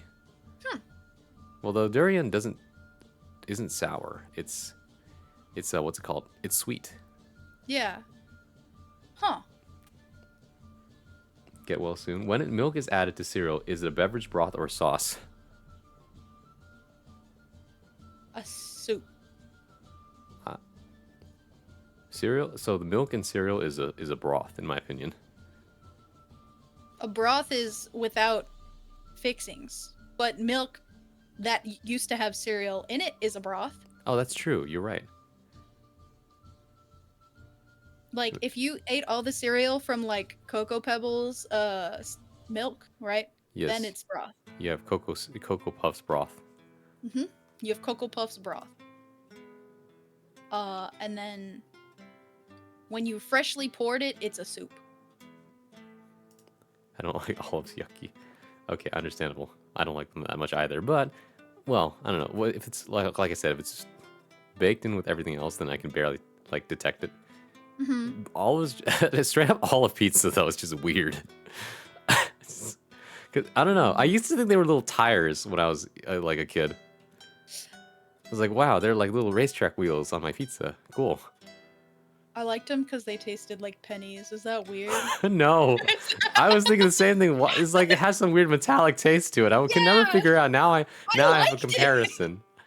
It's like how I say I think beer smells like bottle caps.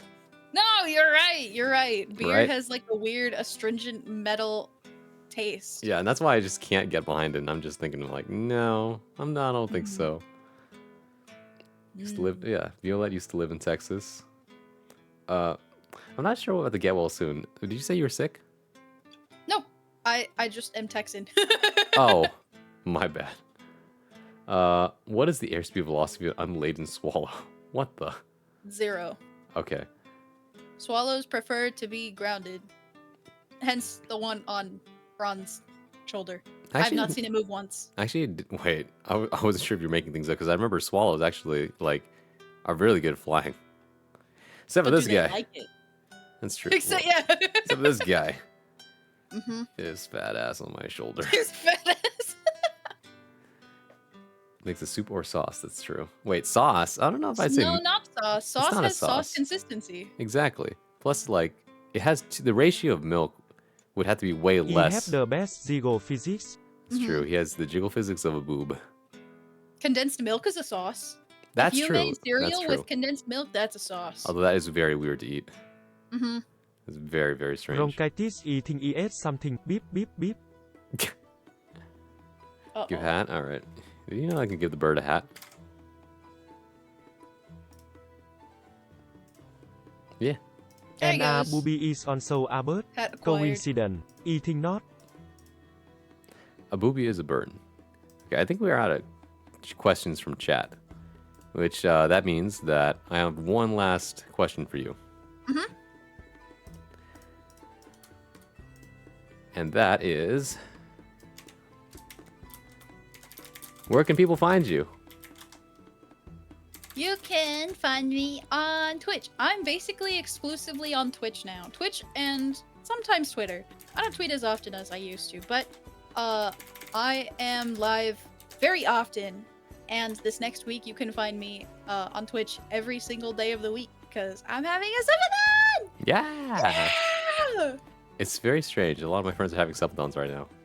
Yeah, I noticed that too. Like, a lot of my friends are having subathons. One person's got a birthday coming up. One of them's got another stream anniversary. Right. Like, what?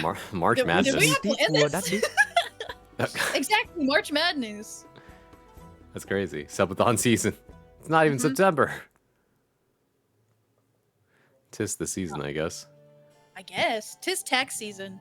Yep. Oh my god. Don't remind me. At least I got all the paperwork. I just need I to haven't. figure out how to do it. Done my taxes yet. I guess people do say it's easier to get a tax preparer. It might be worth the time, to be honest, rather than have to sit there and struggle through all of it and wondering, am I accidentally committing tax fraud? Yeah, that's true. I do not fear for getting audited, but it is nonetheless a very scary thing that happens to some people. That's true. So there's that looming, a little bit of like looming, ooh, you have to take this seriously. Oh no, they're gonna come and foreclose my house. Ooh, give us your taxes. We won't tell you how much you owe. Ooh. That's crazy. My winnings getting taxed. Oh yeah, did you know that if you make a certain amount of winnings from like tournaments? Yep. Yep. Tax those two. Yeah, that Just was like that. a lottery. They there was tax that- your yeah. lottery. There was and- that. Yeah, they tax the lottery too. But honestly, that's I don't know if one person should ever be having that much money in the first place. To be honest. True. There was that whole story actually about that person who won a really big tournament. Was it Evo? And I think it was a Japanese person, and he didn't know because he was, or no, maybe it's not. Japanese, yeah. He had a family, Uh-huh. and he didn't know that he's supposed to report your earnings. So he just used the Oh. money, and then now he's in deep water and has to repay it all somehow.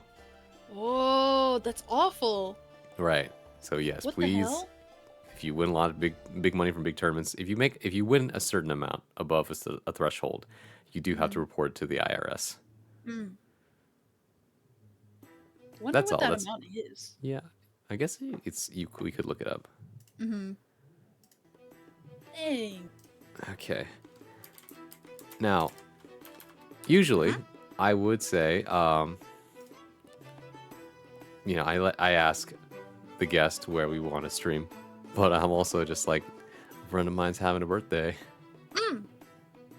Send them there. I don't know. It's like, why are there so many people doing debuts today? I don't know. Like, it's debuts and subathon season. It's like, oh. Who are Oh, you well. sending them to?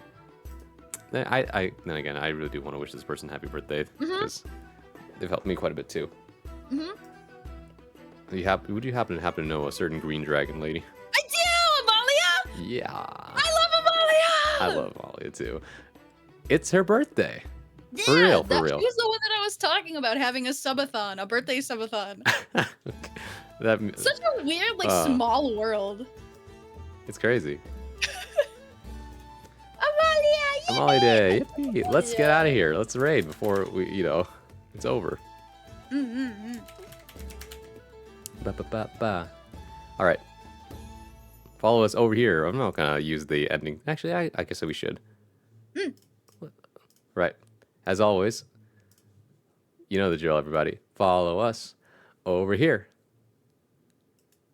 Yeah! Cue the music.